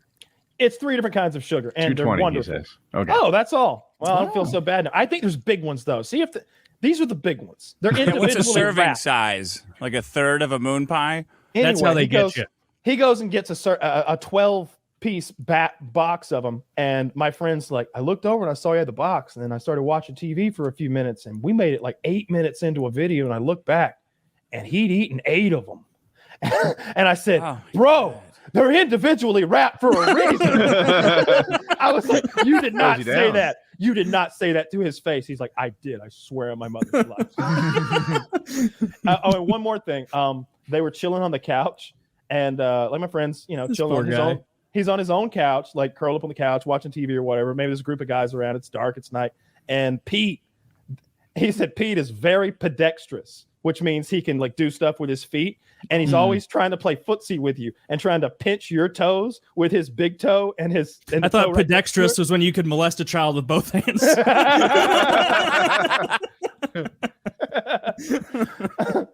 It was like when they told me all these stories, like they, oh, and then another time, I don't know if I mentioned this, but they're in the living room partying, like drinking and smoking and like music's playing, and all of a sudden they hear, and he's sobbing again in his sleeping bag Is behind that the 5 couch. cries? He cried every night. Oh Is that, my is that god! I think that might be the 5th cry. He's like a foster dog. He cried like the whole fucking time. Like a foster And dog. oh, and then the last thing, and this one kind of like made me feel bad about the whole thing. Like the last day he was there, I think it was time for him to go, but he drove himself. So, what time are you going to leave, right? You're going to leave at 10 a.m., right, buddy? No, it's like noon or something. He's still there. And he asked the host, he goes, hey, could we please watch the last episode of The Boys together? And he was like, he asked so politely, there was no way to tell him no. I like it. So we sat and we watched the last episode, but I made him keep his shoes on. So no, there was no footsie pinching. No footsie going no footsie on whatsoever. Why It's did this one of- happen? Was this like an outreach program for special needs weirdos? House is. that you That it's just him trying to party with a bunch of guys, and they invited a guy they'd never hung out with before. And there's a few other things, but I can't tell them because it makes other people look bad too. And I don't want to do that. But the whole thing is real sad, real sad. And when I kept hearing the story from different people, and each person had more details. And the first person who told the story was him, by the way. So don't think I'm like talking behind his back. Like he told us this fucking story. It is one of the saddest things I've ever heard. And the mom stuff, and the pinching my buddy's feet with his toes is just so bizarre. I do. That would upset me. I don't want someone else's feet touching my feet, or I don't want someone else's feet touching me. Like not a man. When I was 4 years old, my grandpa would do that. It's like I'm gonna get you kind of thing.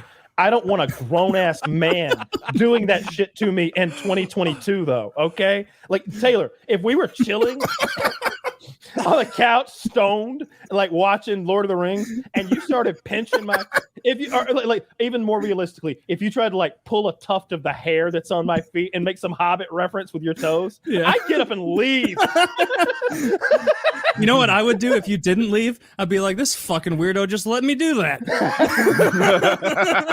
Bro, you were supposed to freak out. I thought I was being edgy. I was giving you a shit test and you failed. Get the hell out, sir. So fucking weird. That is, but I feel bad for this guy. Like, first of all, what was the total amount of cash he was out? Like, feel bad for the hooker. 1,100. Well, not the first hooker. The first hooker got to watch fucking King of the Hill for an hour and then go to the next job. And toe cuddle same with hooker. this guy. Yeah. Same hooker twice. He just booked the same girl again. Oh no, the hot one though. You say yeah, no, yeah, but yeah. It was a hot girl he had sex She's with. not transferring all his bank account money, and she's hot, and she fucked him right. twice in 2 hours. And I told him, I was like, that makes sense because I think of hookers as, I don't know, decent women making a living, the old fashioned way, and I think of strippers as like vile reptiles who can't be trusted, who'll go through your phone and steal your money. He's also acting like it seems like in his head, being 21 and a virgin is like being 31 and a virgin.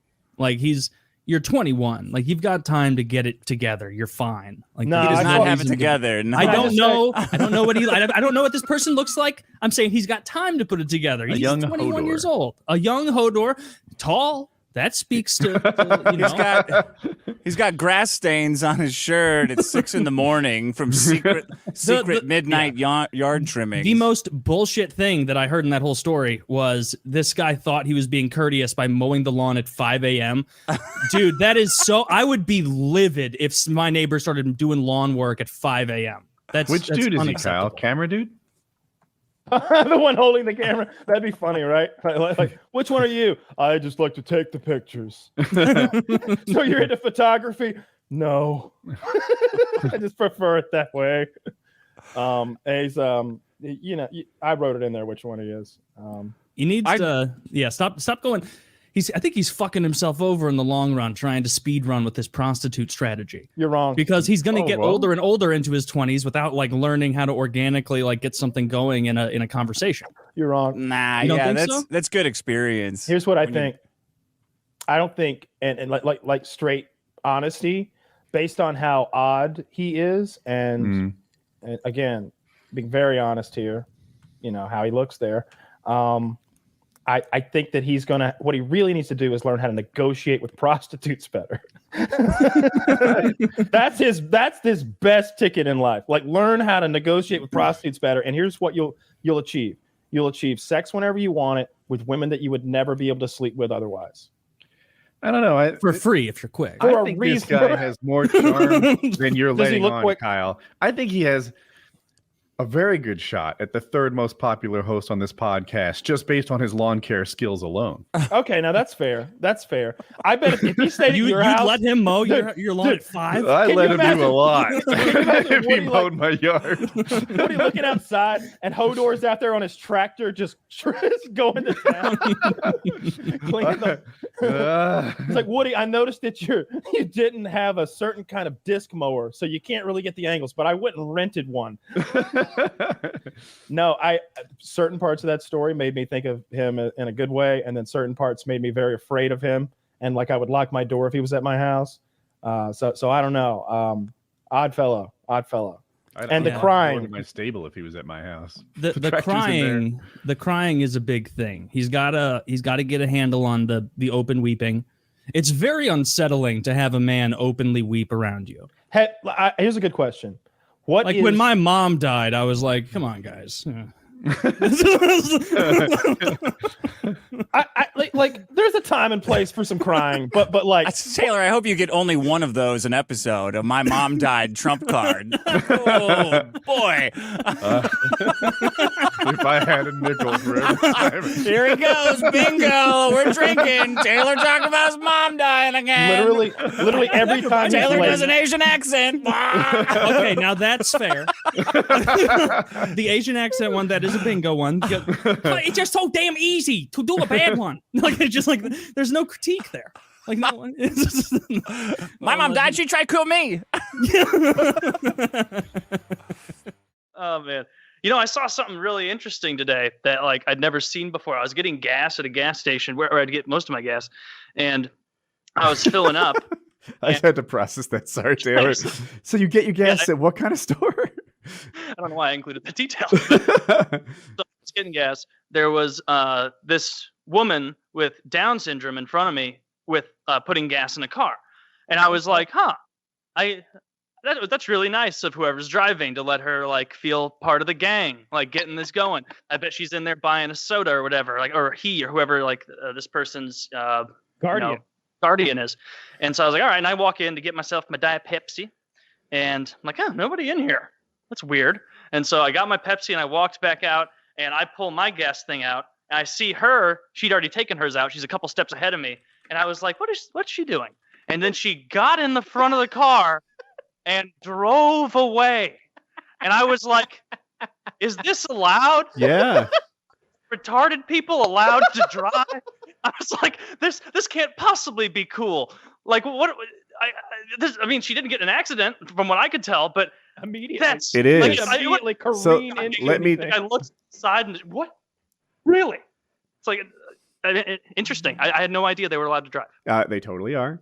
They have to pass the same driver's test, written and driven like anyone else. And if they pass it, they get a license. And the other thing about Down syndrome that isn't widely known is you can't look at them and see how severe their Down syndrome is.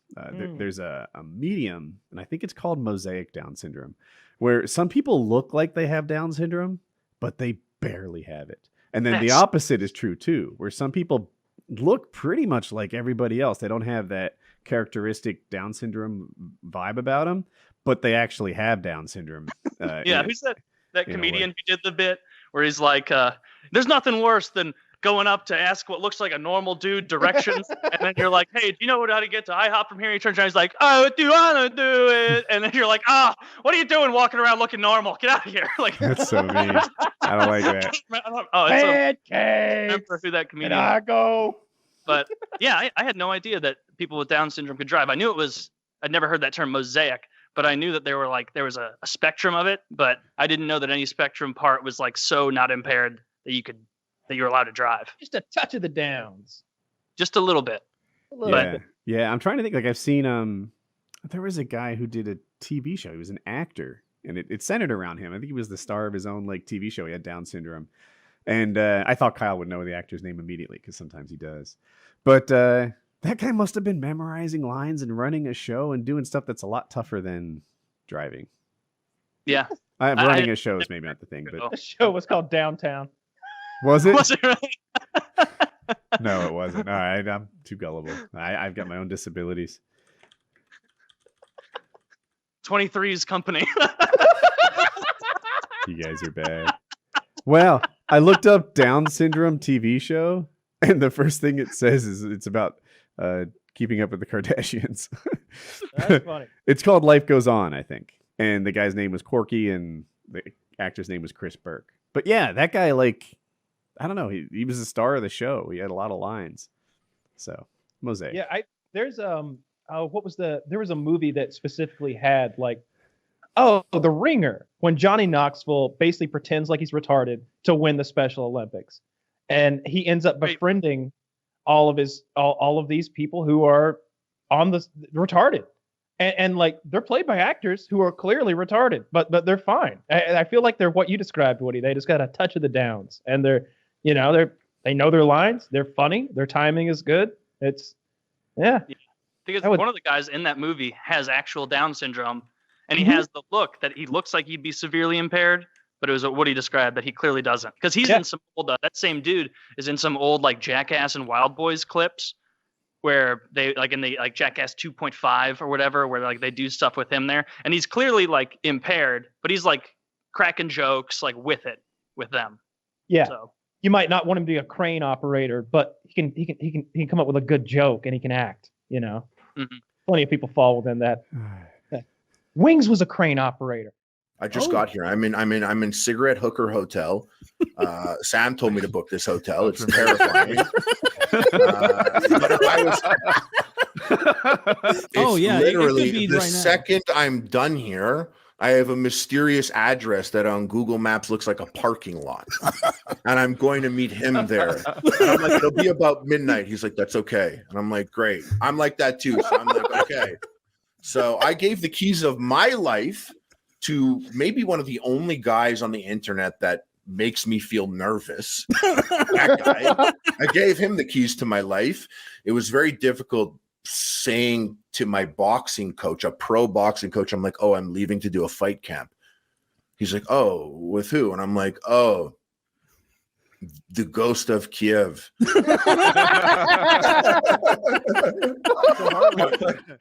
Like remembering all this stuff from school and like the bake sale reminds me of when I was a junior in high school. There was this like they had this like bullshit like cult, like if you were in Spanish or Spanish 2 or whatever, it was like Culture Day, and it was meant to be one of those things where like an easy grade boost where they're like, all right, we're gonna you get assigned a South American country and you have to bring like a dish from that or something, and everyone just did like boilerplate bullshit, like Mexican tortilla chips and Mexican street corn, like tacos, like all of it was very normal stuff. And there was this one bit of a weirdo. He was a senior, a year older than me. And he was a very popular, like he was a popular kid, like state champion wrestler, like, or like in the top couple, like very, very good, like very popular. Like, and so you wouldn't have expected this from him. And he got assigned Peru or Brazil or something. And this motherfucker went to Petco and bought a guinea pig. No. Because in Peru, they eat guinea pigs. And he murdered, skinned, and cleaned, and then brought a guinea pig dish to school to feed his classmates. This doesn't happen in New Jersey. And as soon as it like got wind that like because he was telling people laughing, he's like, yeah, I got a guinea pig, and I remember people being like, did you fucking hear what Jared did? He went to fucking Petco and killed a guinea pig for this, and we were like, dude, this is like. I get he's like, it's kind of funny, but this is fucked up, dude. Like, I can't believe he slaughtered a guinea pig as soon as Miss Johnson, whoever it was, like heard about that. She like came in, confiscated the food, so the death was in vain. And and like if anything, let the people eat the food, like so his death wasn't in vain. But yeah, he did get in trouble for.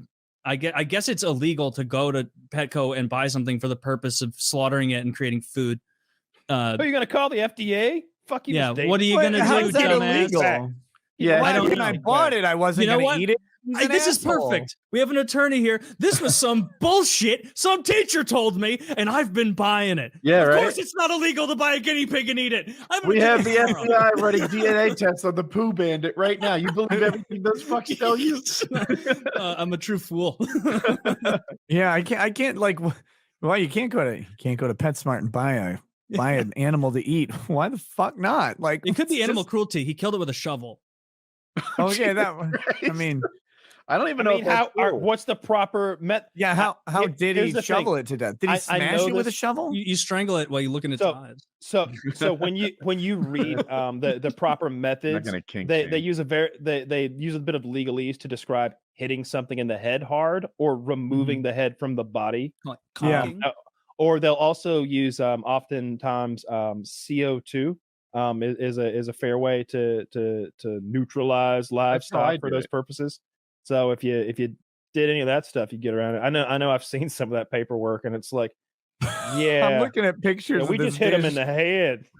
Have you guys seen this shit? This is amazing.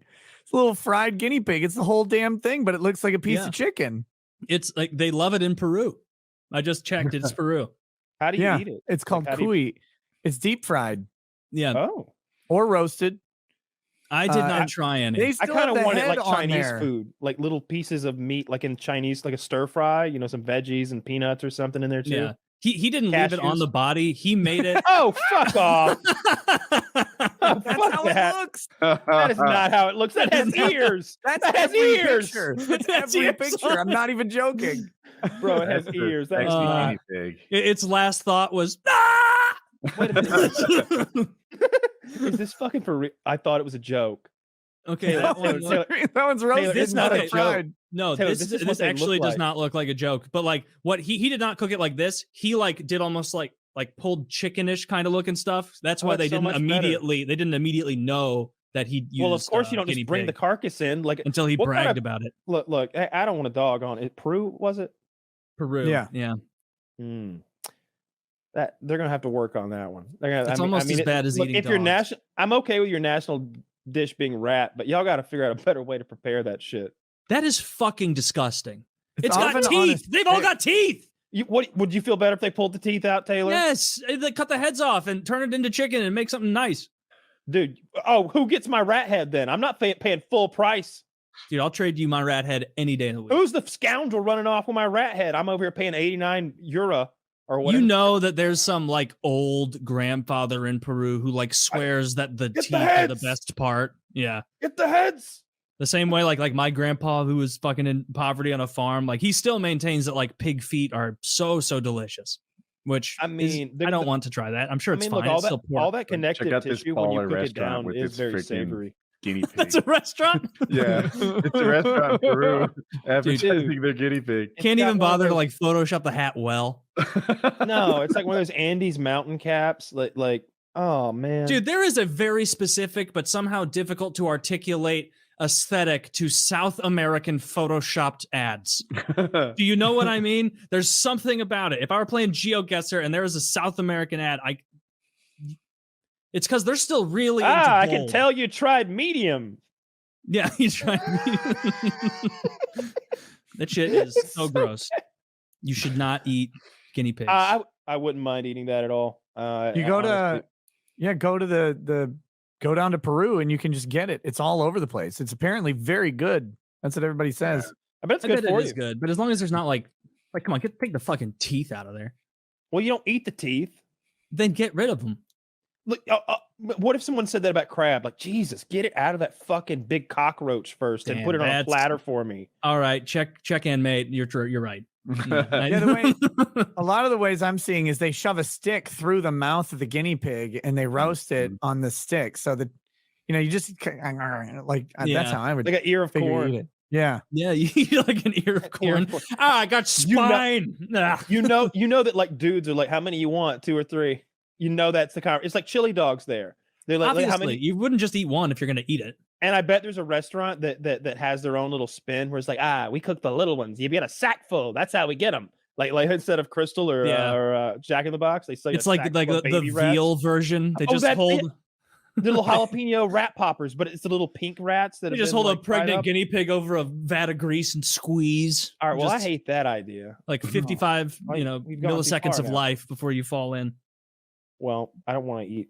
I think I'd eat it. I think I'd be okay with it. I don't mind. I'm up for most things. Would you eat I don't. that Filipino thing, balut, where they let the duck. chick that's start to gross, develop man. in the egg? It's a duck embryo. Or duck. Yes. Yeah. That's disgusting. I do have a horrific dog put down story. No thanks. No, that sounds good Fair for a enough. laugh. Come on. So my dad, back when he was younger, he used to be sort of a foreman up on a coal job up at a strip mine up in Kentucky. And he had this Doberman that he had bought. He said it was like he put thousands of dollars into, getting it from a breeder, training it professionally, and it was the dumbest dog he ever had. This thing would just like get away from him. It always like just ran out into the woods. He'd have to go find it. Well, one day he brings it up to the top of a strip job where they're up on top of a cliffside. And I think what happened is the cliff started to give way. So everyone started panicking, like, all right, move the trucks off, move the dozers off the side. So Dad's trying to coordinate this. And what had happened whenever he got there is he put the dog in the truck, and the dog managed to he had the windows down. Dog jumps out the window and it just disappeared. He didn't see it. Well, while all these bulldozers are moving, he hears, "Arr!" And what had happened is this dog just laid down in dozer tracks. And as the dozer was coming for it, just didn't move. So Dad, he's like, oh no. So he takes the dog, puts it in his truck, and he was staying in I'm sorry, Kyle. He was staying on site there at the bottom of the hill. So he drives down the bottom of the hill. He gets the dog out and he lays it on his porch, and he thought the dog was dead. Like, it's quiet laying there. He's like, oh man, this is so sad. But I've got guys up there with equipment. It's a dangerous situation. I got to go back. So he goes back up the hill, handles that for about half an hour. He drives back down afterwards. And what had happened is the dog was not dead. Instead, the dog had used its back end was flat. It used its front paws to drag itself into the road and got hit by a car. And it was still alive. It was still alive. So Dad's like, oh my word, it's broken on both ends. He drags it around to the back of the house and he gets a gun to put it down. And he looks down at it, and the dog looks up at him with these sad eyes, and Dad starts to cry, and he's like, I can't look. So he turns away and fires and puts a round straight into its heart. And it starts screaming and shouting. So Dad screams back at it like, ah, and unloads the mag into the dog. And every time he tells that story, he's like, yeah, I didn't have a dog for a while after that. I needed time. You were right. That was awful. He got hit by a dozer. Then he gets run over by a truck. And then he gets shot several times. Oh. He didn't deserve that. No, he didn't. He did not. But he's in heaven. He's he crossed dancing on the rainbow. He crossed the rainbow ridge. But in real life, he's dead. No, yeah. No, I remember Like what Willow the be. Like Willow. Blackness. In the blackness. The nothingness. I feel comfortable telling the weed stories now that I can't get in any more trouble than I already have. The other hilarious weed story. I went to Vegas one time, and I hadn't smoked in 2 or 3 months, so I had no tolerance. And xJawz was in Vegas at the same time, coincidentally.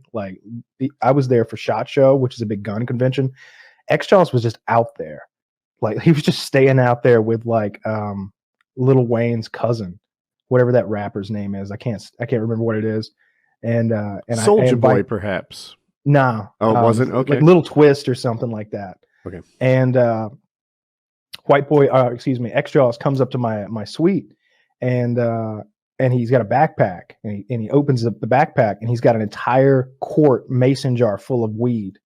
And I'm like, how did you get that out here? He's like, I just went on Instagram and looked for hashtag 420, and then I just hit them all up.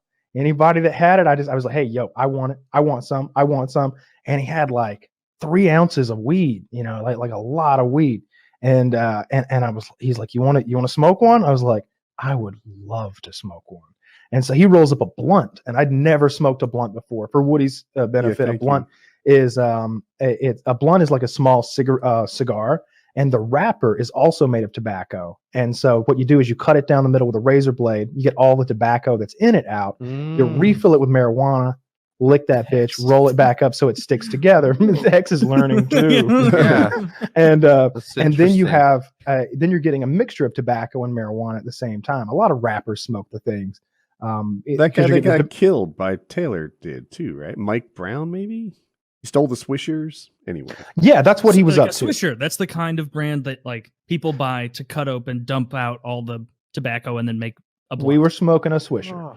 And so xJawz rolls this big fucking thing up, and we go in the bathroom of the suite there next to the door, and he's got his laptop opened up, and he's showing me what he's been up to when he's out there. And I think I've told this little tidbit of the story before, but it's important to know just how stoned we are while this is happening. Like a 12 out of 10. Live streaming the whole. No, God, that wouldn't have been good. So he pulls out his laptop and starts showing me videos of what his life is like now. And he's hanging out with this rapper, Little Twist. And Little Twist is like, I guess xJawz is holding a video camera, and Little Twist is taking him on like a cribs style tour of his penthouse suite at one of the major hotels out there. Like he's got like the penthouse of the Rio or something like that. Some $12,000 a night fucking penthouse. And he's smoking a blunt in the video, and I know for a fact he's smoking the same weed that I'm smoking while I'm watching him smoking it, because xJawz is providing it. And I'm just like, oh, that's fucking weedception. All right, let's see where this is going. And he's like, yo, welcome to my suite. Instead of saying the N-word now, we say brother. And you go a little bit farther into the suite, and there's a cage, and he pulls a cloth off the cage, and there's a monkey in the cage. And he goes, yo, brother, this is my monkey. And he blows the weed out on the monkey, and the monkey goes, and it's a fucking jumping around in the cage and shit. I was like, he's got a monkey in a penthouse here right now? He's like, yeah, he's got a monkey. And we're serious flex. Right? And we're touring this place, and it's beautiful. It's like something out of a gangster movie or something like that. This huge sunken living room when the whole walls are glass and everything. You're seeing the whole strip. And you go back to a bedroom, and he's like holding the doorknob, looking at the camera. He's like, you ready for this, brother? Opens the door up. This is my lynx cat. Damn. He's got a lynx fucking pissing and shitting in a hotel suite in Vegas, and it's just over there. It's the one with the real tall, pointy ears. Oh, yeah. Potent like piss. It's just like you can tell it's thinking like, did I kill Little Twist and make it to the door in time? Not today. Not one, but 2 exotic animals. He had 2 exotic animals, and it was at this point where I start not feeling well. This is the second time I've ever blacked out in my life. Did you see Justin Bieber tapes at all? I didn't see anything. No, I didn't. A monkey in a lynx? I did not see Justin Bieber's monkey. xJawz and Justin Bieber were hanging out together. They were. At the time. They absolutely I thought were. that there was some video, but I might be making some of that up. Nothing that I saw. But I mean, I know they were chilling together, and xJawz was always telling me about like what it was like hanging out with Bieber and how he was kind of like a spoiled kind of, he'd be like real fucked up laying on the floor, and he'd just yell like, sushi, go get me sushi, and somebody would literally have to run out and get him. Damn, what a life! That's awesome. So, That you guys don't do that now? We do that. Watch this. Watch this. It's Postmates. Matt, I want Firehouse subs. I'm kidding. Italian. So Matt's my meatball. My camera guy. Right. So I start not feeling really well at all. And I'm like, I gotta go. I got to go sit down, man. I open the door of the bathroom and I take about 2 steps and I collapse face first onto the tile floor, like whack. And everybody freaks out. They're like, "Ah, are you okay? Are you okay?" And I'm just like, "I'm okay, but I'm gonna lay here for a while. Don't take anything by that, but this floor is real cold and it feels real good right now. Yeah. And I just want to rub my face on this floor." And they're like, "We're gonna order you some food." I'm like, "Sounds good, but I'm gonna keep rubbing my face on the floor."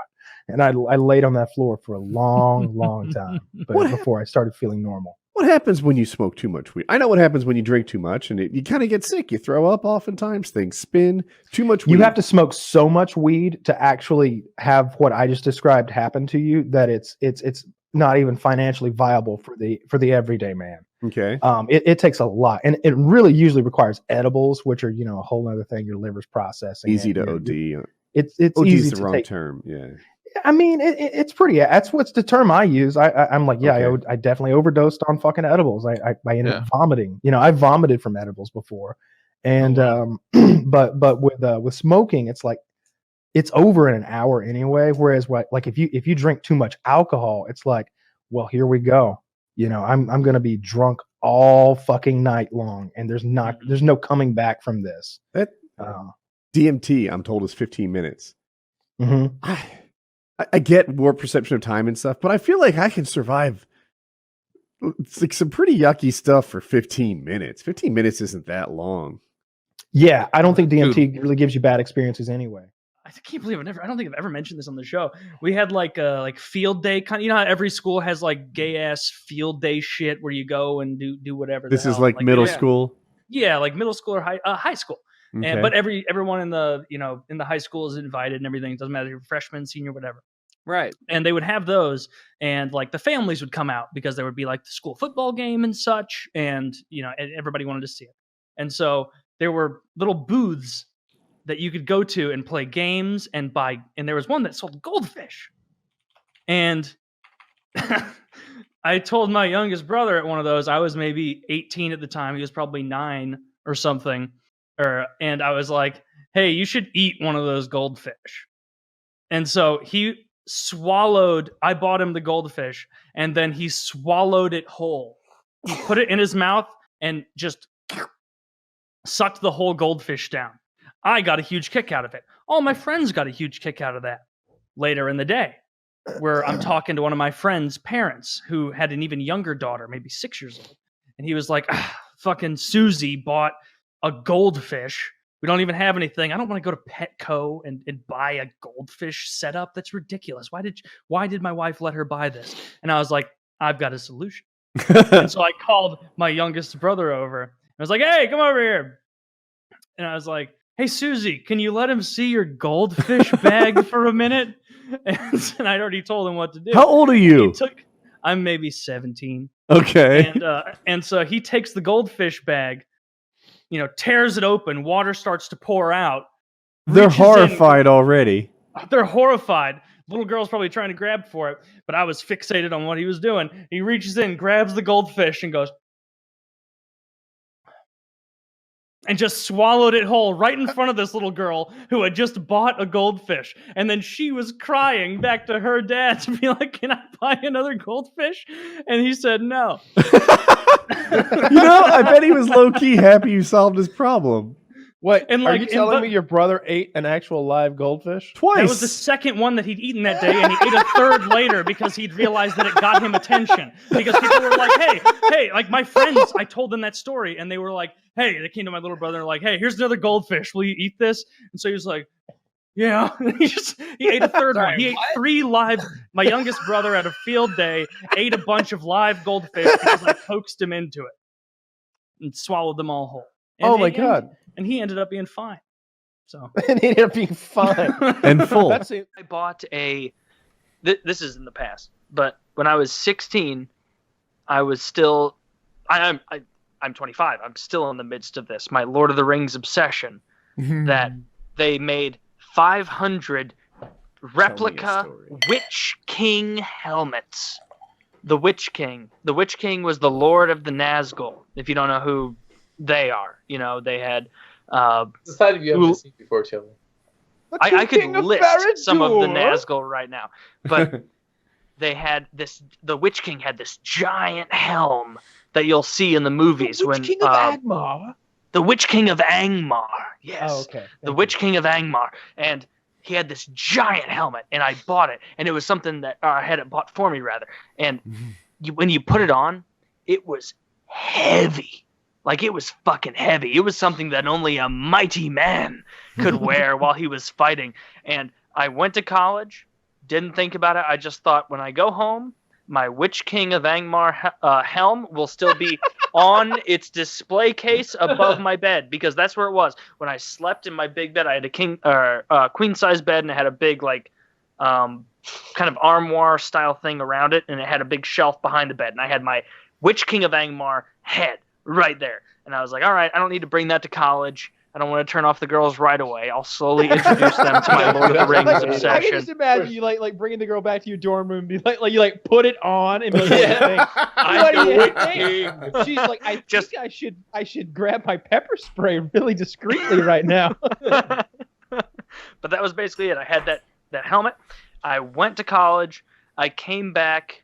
I didn't. If it happened before this, I didn't notice it. But I came back that winter break, my freshman year, and I went into my room and I looked up there, and I didn't really think of anything of it. I wasn't looking for it, and slept a couple nights before I realized, like, man, like, where's the I Witch had King? something over here. I had a Witch King helmet. Yeah, where the hell is my Witch King of Angmar helmet? I'm like the Witch And so I King. went and asked my younger brother and was like, where is my Witch King helmet? You dick. You know where it is, asshole. And he was like, oh, yeah, my friend was playing with that. I don't know where it is. Maybe in your closet. And I was like, maybe in my closet. Okay. So I go back. I check my closet. I find my Witch King of Angmar, one of 500. This isn't one of those bullshit, like, oh, we'll make a new one, like, and call it one of 500 every 2 months to trick idiots into buying it. This was an actual one of 500, because there are very few people willing to pay $700 for a Witch King helmet. And so I got it. I had it there. I went into that closet, and I was honestly, like, distraught when I saw it sitting there, totally broken, totally ruined. All the spines that came out of it, obviously it's some kind of plaster. Yeah, the big ones are on the head. It's made of some kind of plaster, but inside it's just a metal bar holding that up, holding that little bit of plaster up. And like the 3 inches between the tip and the bottom part of every single helmet spike was broken off. So it was just a metal bar going from the helmet ring up into like a weak little pinnacle at the top. And I was honestly so fucking upset by that I don't think I talked to anyone in my family for a day or two, because I was like, how could you have let this happen? You know that I love Lord of the Rings and that this was my favorite Lord of the Rings possession. Fuck the Gimli axe and all that. This is my Lord of the Rings obsession. And they let it go by the wayside and they ruined it. And oh my God, even thinking about this pisses me off, because I wish I still fucking had this. This is something that could have lasted. It could have lasted. Like, I could have given it to my grandkids and said, hey, you could put it on right now to be autistic in the future, wear this.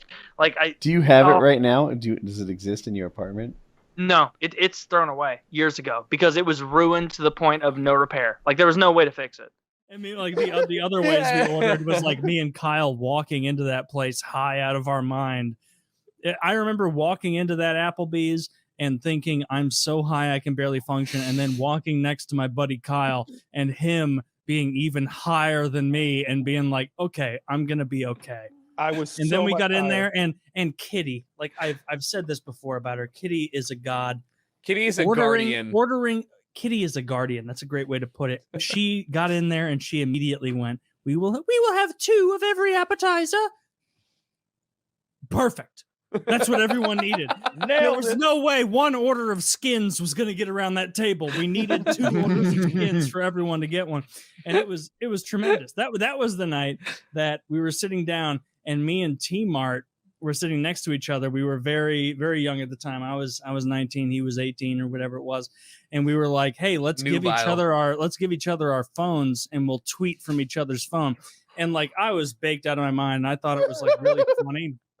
And so I just tweeted from his account. And I was like, I'm high out of my mind at the Logan Steakhouse, wherever the fuck we were, Applebee's. I'm high out of my mind at Applebee's, and I tweeted that on he tweeted Twitter and like on T Martin's Twitter, and he had my Twitter, which was like way more accustomed to nonsense, and he said something like super friendly, like, we're here having fun with friends, LOL. and then, like, we handed it back to each other. Like, family, friends, and God forever. Family, friends, and God forever. And then, like, we handed it back to each other. T-Mart's mom follows him on. Yeah. T-Mart's mom follows. I remember that. I remember handing it back to him and him like there. So that's happening at their end of the table. All right. On my end of the table, this is dawning on us a little slow. News travels very slowly across the stone table.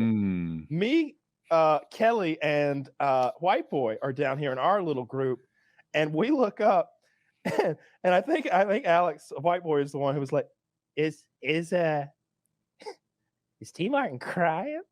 And I went, "Shit, man, what the fuck happened down there? T Martin's fucking crying, dog." I was like, Kelly, look. T Martin's crying.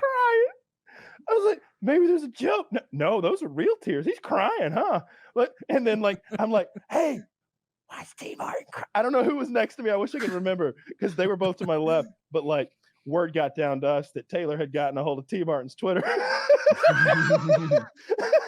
He said it would be a funny idea, and I went funny with it, and then he didn't go funny with it, and then I handed him his phone back, and he saw what I tweeted from his account, and he was like, "Oh my god, my mom follows this." Dude, he was like, chill out, man. And like I saw my account. He was like 15 or something. No, he was 17. All right, because we're the same age, but it doesn't matter. He was like the most business centric of all of us. So he was like, I'm never gonna be able to lease a home. like you would just ruin his like homeland ownership vibe. Yeah, it was so good. That was funny as fuck. I'd like to get him back on the show. Yeah, I think he doesn't want to. I think he would. Yeah. But I don't know. It can't hurt to ask, you know? T-Mart, shout out to T-Mart. I'm sorry about doing that with your phone. I thought it would be funny at the time. Should have gave me your phone. And in retrospect, it was funny both at the time and now. I bet right now. I'm not sorry. So I'm not sorry too much. And like I'm gonna go ahead and say, like not to throw anybody under the bus or anything, because like it's just people react the way they react, and like Taylor fucked up in that moment. It was like super shitty what Taylor did. I thought it was funny and like a silly little thing. But it's funny that it all played out that way. I was if I were to tweet this from my account, I wouldn't care. It wouldn't bother me. Like I thought I was being But what silly. was great is Woody let Taylor know that it was a real shitty thing that he had done. What he did, he did let me know, and I remember being like, I just thought I was memeing, man. Like I thought I was being a silly jokester. That's kind of my MO. A real rapscallion, Taylor, you know? a real no good Nick. Somehow Taylor ended up down there with Woody and Kitty. Not that they're not fun, but they're not stoned. and so like I now was probably more judgmental at the time than I am today. Fuck it. No, we were. It doesn't matter. Look, guys, everybody's at water under the bridge. You know, we're all doing great. I don't give a shit what anybody you thinks. guys got podcasts. T Martin's got lawsuits. We're all here. Wait, he does? No, I was making a CS:GO Lotto joke. Yeah. Battle dolls. So while we're staying in the bathroom with this, have you ever walked into a gas station bathroom, something like that, and someone has literally pooped everywhere? Like, they have shat.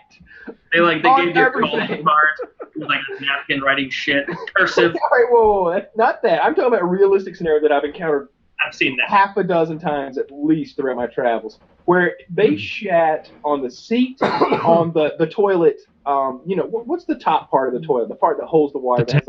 The tank. They have shat on the tank. They have shat on the seat. There's shit on the wall around the toilet. There's shit on the floor. Have you And then ever you gotta encountered take a this? shit, and you're like, oh fuck, what should I do? I have encountered that, and it is not. Now, has anyone ever been the perpetrator? No. Of shitting on the floor somewhere. Yes, all over the wall on the Kyle, toilet. have you done this? Yes. Let me explain how this happens, and you're gonna be on my side.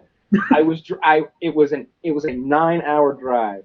I usually go to the bathroom in the mornings. It didn't happen this morning for some reason. Just wasn't gonna happen. So I'm loaded up. I'm a loaded gun. And an hour after starting the drive, I'm like, man, I wish I could have went. I gotta go now. I hate using public restrooms. I could count the times that I have pooped in a public restroom on both hands easily, no problem. I've done it maybe 6 times ever. This was the 6th time. So I drive along. I get like 3/4 of the way home. I'm like, this isn't gonna work. This is so bad. I'm getting cramps. This is horrible. I'm feeling like pinching pains in my intestines. I have to go. So I go into the bath. I pull over, go into the gas station, and it seems like my brain is telling my body that like it's almost time. So it's getting worse. I really gotta go now. It's worse, and every step I take, I'm like, I gotta like press my ass cheeks together at this point. I'm like, I gotta get in here, but I'm trying to play it off. You know, I don't want to like run into a gas station bathroom. Everybody knows I'm taking a shit. I don't want that. It's embarrassing to me. So I kind of casually walk in, kind of look at the sunglasses, and the whole time I'm sweating. Oh my god, dude, just go. Yeah, no, because the bathroom is like within eyes. The cashier can see the bathroom, and there's a customer dealing with the cashier. So I kind of like casually walk in there, and immediately like I'm operating that lock like I'm fucking James Bond or something, like locking that thing up. I'm over there trying to get my belt off. I'm working on it. I look in the toilet. The toilet is filthy. The toilet is covered in piss, and I'm like, I do not have time to clean the piss off of this toilet. You would have had you not gone sunglass shopping. No. And even if I do, I really don't want to clean someone else's piss. That's bullshit. I doubt the person working there wants to clean your shit off the floor either. No one does. And I didn't intend for that to happen. So what I said was, I'm going to hover. In my mind, I immediately went to all the stories I've heard of women talking about hovering, you know, when they pee. I'm like, I'm totally going to hover. I'm totally going to hover. Oh, I did spread them. Yeah, totally. I'm going to hover. I'm going to spread the butt cheeks a little bit. Going to take this nice and slow, and it's going to be easy. I would sat right down in that piss without giving a fuck. My lower intestines content was under high pressure. I'm talking about at least. It came out and it hurt regularly. At least 100 psi, and it was a lot. It was like if you took a quart-size Ziploc bag and you filled it up with brownie mix, and then you cut the corner, and then you sat it on the counter, and then you just smashed it as hard as you could. That's what happened, and I couldn't stop. It was just go time. It was go time, and I'm just like, I recover. I wipe myself, and I look, and I'm like, I have destroyed this bathroom. This toilet needs to be replaced, not cleaned. It needs to be burnt. They need to throw a firebomb in here. This needs to. So what did you do after the fact? How did you go buy some sunglasses and a drink and then leave? I did not buy anything. I got my pants on, made sure that there wasn't like reflected poop on me anywhere, anything like that. Got my shit together, took a deep breath, which kind of sucked. I got a little sick at that point because that bathroom smelled horrible. And I made a beeline for that door, and I was gone. And as I was leaving, I saw someone walking toward it, and I was in my car, like it was like, and I'm gone. I'm going down the road. I'm smoking like, tires, entering the freeway. Yeah, I'm out of here. I don't even want to know what kind of car the shit bandit was driving. So as insane as it looks when you encounter that scenario, you're like, what motherfucker would do this? This disgusting son of a bitch. I have to say, it does occasionally happen, and there's no way around it. It doesn't occasionally happen. When I was like, it was me and both of my younger brothers in the back of a van, and my mom was driving, and this was like, I was probably like 13, 14, and so my brothers were like 12 and 6 or 7, and we were driving, and we were both in the back seat. There must have been something in the front, so we couldn't sit in the shotgun. And we sat down, or we stopped at a stoplight, and I think it was me. I farted, and it was absolutely rancid. But it wasn't rancid enough. And mind you, it's snowing outside. It's very snowy outside. And my mom in our Honda Odyssey, she goes, "Oh, Taylor!" And then she opens both doors with the button. We're in the line in traffic, and I can still remember sitting in that captain seat like, "Mom!" I'm like shivering, and the girl in the van next to me is looking over, pointing and laughing at us because we're all sitting in a van where there's now flurries of snow flying through that chasm that is the van with both doors open. And I remember just like her starting to pull away. And when you're driving, the doors don't close. And so we were just driving for the next like half mile, like, "Mom, close the door. The girl's laughing at us." And she's like, "I can't close it, Taylor. I can't close it. It's stuck. We're driving. We can't close it." And so we drove like multiple miles as I'm sitting there with my brothers, like, as snow is flying into the car. And it was really embarrassing. I've never seen that girl since in that car, well, but good. her point and laugh to 12-year-old me in that car, that hits the core. How old was she? Probably about my age, probably. Okay. 12 or That's so. that's even worse. A peer. A colleague of mine observed this and put it out on the Slack channel. We heard Yeah. your mom's van doesn't even have doors. Dude, she was driving me in that van to a football game once in just a slight, like maybe 20 minutes away from where we lived at the time. And we got in, and the coach had it with late players to games. And so he had told, this was 8th grade, he'd told the whole team, he was like, "Anyone who shows up late will not play. I'm over it. I'm over it. Show up when the game starts." Because it was 8th grade, the parents didn't give a shit. And I remember it was as they grade. shouldn't. No one should give a shit. No one should give a shit. We did not have a big team, and so I played place kicker, extra point kicker, occasional cornerback, sometimes wide receiver, O-line, and linebacker. I played a lot of things because we didn't have very many people. And as we're driving, my mom, we were late, and so she was trying to run a red, and we get sideswiped by a car, and it demolishes this person's Mustang and just kind of fucks up the back of our Honda Odyssey. And I remember sitting there being like, "Oh, coach is gonna be so mad." and then I got there to the game after all this was settled and everything, and we drive there and we get there, and he's like, "Taylor, where have you been?" And I'm like, "I'm sorry, coach. I was in a car accident on the way here." and he looked at me and he goes, "Jesus Christ." Of course. And he was like, "Well, you can still play, yeah." You were. You in a probably car shouldn't, accident? but Are you okay? Because so I was sitting on the side that got hit by the car, and I remember I was just kind of sitting there dreading it, and they just boom, just slammed real hard. But yeah, he immediately let me take the field as soon as I told him I was in a car accident. Yeah, of course. 7 minutes ago, my mom's minivan was struck by a Mustang. I'm still a little rattled, so if I'm bad at football, Mom ran every red light here until that Mustang hit us. I'm so sorry, coach. She's a dumb bitch. Yeah, I've never really worked in a restaurant, so I don't know. I don't What are you talking about? You were a scoop specialist. For Ben one and Jerry's day. counts, bro. Oh, you're one day or also, eh? One day. Why did you only last Actually, one day? It's not that I only lasted one day. I've told the story before, so I'll keep it quick. I was never technically hired. I went into Ben & Jerry's looking for a job over summer when I was 16, because what I did over the summer was coach hockey at a goalie camp, and so I was a coach at one of those camps, and that only lasted 8 weeks total, all the different camps, maybe even less, 6. And my dad's like, "You're not going to just do 6 weeks of work this summer. You got to do real jobs. So go get Ben & Jerry's or go get something." So I was driving around, looking for a job. It's 2007, 2006, whatever it was. And I found a Ben & Jerry's, went in, this hippie lady was at the front, and I'm like, "Are you guys hiring?" And she was like, "Yeah." And I'm like, "Do you have an application?" And she's like, "Oh, don't bother yourself with that. Come on back here." I've been in Ben. There were no customers in there. Red flag 1. And I within 40 seconds of walking into Ben & Jerry's, I'm donning an apron in the back, And this woman is like, how about you just here, you're gonna go with Steve here. If I recall, he's kind of an effeminate guy. You're gonna make waffle cones with Steve.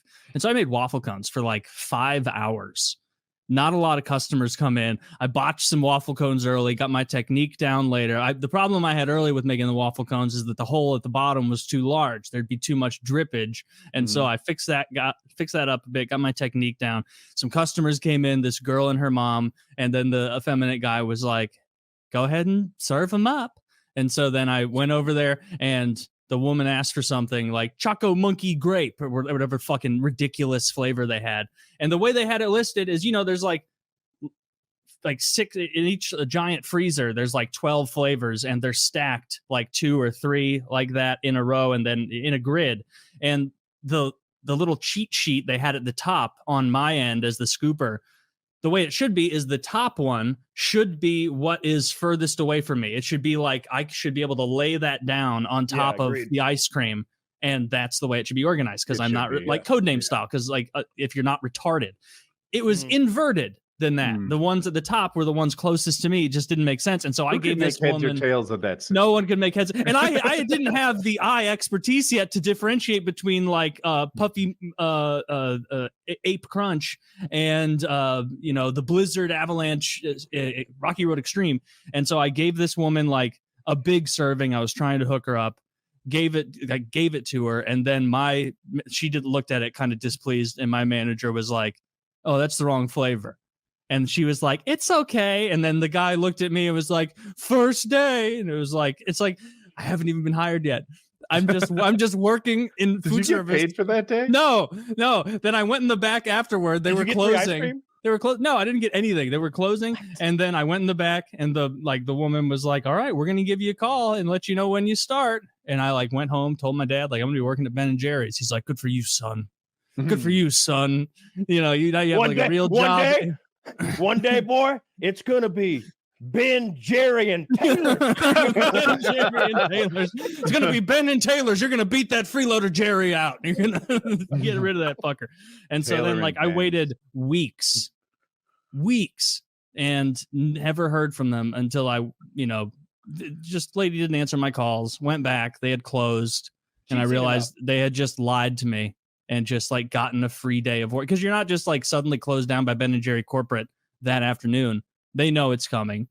They took advantage of me. I was basically a slave for one day because I got no ice cream, I got no money, and I got no references. So that's wow. Yeah, you need to go to Ben & Jerry's and demand reparations, dude. Ben & Jerry. All their progressive nonsense online, and meanwhile they enslaved me. They enslaved me for one day, and I'm not cool with it. So Ben, Jerry, if you're out there, I don't want to hear a lick about your fucking progressive ice cream until I am paid for my day. Yeah, he's got a underground railroad that goes to Baskin Robbins. Yeah, I'm going to freedom. Yeah, to Baskin Robbins. Fight the power, brother. Fight the power. That's what I need to do that. I need to get some of my followers on Twitter to help me harass the Ben & Jerry's corporate account for back payment with inflation taken into account from my day of work in 2006. Not to mention interest. Not to mention interest on it and ice cream. That's like $2 million right now, bro. Go for it. It is. Yeah, that may have only been 5 hours of work in 2006, but that's 12 hours of work now. Are you sure? Pain and suffering. Exactly. Emotional trauma. Yep. Are you sure that she didn't, just decide that you weren't Ben & Jerry's material? If I would have gone back and seen them doing their thing, then maybe that would be the assumption I'd take away. But the fact that they had a going out of business sign, closing sale shit. It's like, okay, well. Wait, does that sign there when you worked? Maybe you should have put two no. together. No. It wasn't. I would have put that. I would have put those pieces. I was a retarded 16-year-old, but I would have put those pieces together. So all I did that summer was coach hockey because Ben & Jerry strung me along. Ever since I took Accutane, are you familiar with that? No. It's a drug that they used to just hand out like candy in the early 2000s, which would obliterate any acne that you had and clear your skin up. And so I got on that. And one of the I hit every checklist of potential side effects for that thing, where it's man. like, oh, it might make your skin more pale, like permanently. It did that to me. You might burn easier. It did that to me. You might get Dang. chronic nosebleeds from the dryness. That happened to me for like 3 years as I was taking it. I'd just be like sitting around, like, and then just. Did But you get one the liver time, damage? You took it for a long time. I took it for, or I didn't take it for that long. I meant like the time following. I think it was like an 8-month cycle or something they put you on. That's crazy. One thing, but it made it so easy to make your nose bleed. I remember once I was sitting in, I guess it was freshman year math, and I was not ready for the test. I had fucked around in class. I hated math. And so like, it was one course that like, if I was going to be bummy in a course, I would be bummy in math because I just didn't like it. And I got there for the test and was like, you know what? I'll probably be good enough at this to get a B. I'd be fine with a B. And I sit down to take it. And within like 5 minutes, I realized, oh no, Taylor, you're staring down the barrel of like an F, and not a 58% F, a 31% F. And so I sat there at my desk, and I went like this on the side of my nose and just pushed on it and like moved it around and did stuff like that until my nose started bleeding. And I got up and was like, oh, Mrs. Johnson, I got to go. There's blood on my paper. You can see. And I left and just took refuge in the bathroom for as long as I thought would be excusable for her to give me another day to take it. I come back with like 12 minutes left in class, sit down like I'm going to like start working, and I just take it over to her and I'm like, I'm so sorry, but I can't right now. There's no way I'm going to be able to finish this. She let me come back, take it a couple days later because of my nosebleed shenanigans. Still got a C. So proud. So proud. Well, that's how you know you were definitely going to get an F if after a couple of days of like studying hard and having looked at the test. Yes. No, she gave me a new test. It was maybe an indicator though. Yeah. Well, I mean, I'm fucking bad at math. I'm a fat-headed retard. I've said that many times. When I was trying to think of like stupid little thing like hobbies, and magic came to mind. Not Magic the Gathering, magic like doing that kind of shit. I like that. I remember in high school we were drunk at a friend's house or something. There's a lot of guys and gals there hanging out, and it got to be late at night, and everybody was like, I guess I was pretty drunk, and I walked in, and it was some guy like doing like magic tricks with cards for a couple girls, and I'd never done it before. I don't know why. But I just was like, let me see all of those. And I grabbed them all, and I like just moved them around a bit, and I just went right to the guy's face sitting there. He wasn't that drunk, and I just bent the cards and forced at him. I went, I'm an illusionist, and I just sprayed them all right into his face. all the girls thought it was funny, and so it panned out. But it was such a rude thing to do. Why did I do that? So shitty, Taylor. Yes. Oh, so shitty. Taylor's I a used bully. to be able to do. I held in a shit for almost the entire flight from Hawaii to Phoenix. And then we almost missed the flight from Phoenix to St. Louis. So I held it again because I'm not shitting on a plane. It is. You gotta get over it. Nothing already. My number one, like, worst feeling is being in the car or anywhere where I can't shit and knowing like I have to poop, because part of knowing that I couldn't immediately go and find a bathroom makes my body be like, oh, well, what if it was an emergency? Now this cauldron is creating an emergency, and oh my God, it was white knuckling sitting. First of all, we were in coach, and it was one of those enormous air buses. And so it was 4 people to my right and 3 people to my left, and I'm just white knuckling it. Of course, my dad, like when we're getting on there, is like, I'm like, Dad, should we all sit together? And he's like, oh, we just finished up vacation, son, so I don't want to be fucking anywhere near any of you. I'm gonna go sit by myself. You white knuckle and hold your shit in for the next 13 hours, and you better just be resigned. Dude, I would have get over shit that. somewhere. Yeah, I would shit somewhere. Like I'll hold it in for 2 or 3 hours on a plane. But if it was like, there's a point where I'm doing the math in my head, and it's like, there's gonna be a public shit. It's coming. and there's a point where I'll shit outside. I mean, we all get there. You just got there's just a point where you're like, yep, it's an outdoor shit. It's an outdoor shit. So I have the opposite problem. I'm gonna take my time. I'm gonna take my time wherever I go. So it's like, when am I gonna have an hour? When am I gonna have an hour? You're gonna blow an O-ring, Joe. That's not good. See, you gotta stop eating so much. That is my problem. I eat too much food. Joe, you're an Apple went on a guy. field trip Oh. when I was a senior in high school to this place called the Botanical Gardens here, and it was basically like a semi-fun kind of field trip where it was like, oh, just futz around, do your thing, but also write some stuff down about plants. And I was just walking around with my friends, and I realized like, oh my god, like I have to take a shit right now. And I started doing like the fast walk and then you're in deep shit if you start jogging looking for a bathroom. And I saw a building on the horizon and I was so confident. I'm like, oh, my savior's here. Like I believe in God again. And I turn around the corner and it was just a cement building with nothing. It was just a cement building, no toilet, nor bathroom. It was just, I guess, an old storage shed. And nearby there was keep in mind, there's a lot of people here. And there's, there's still people over there, but there's a gigantic willow tree with so many willow branches that it creates almost a hut, a teepee of sorts.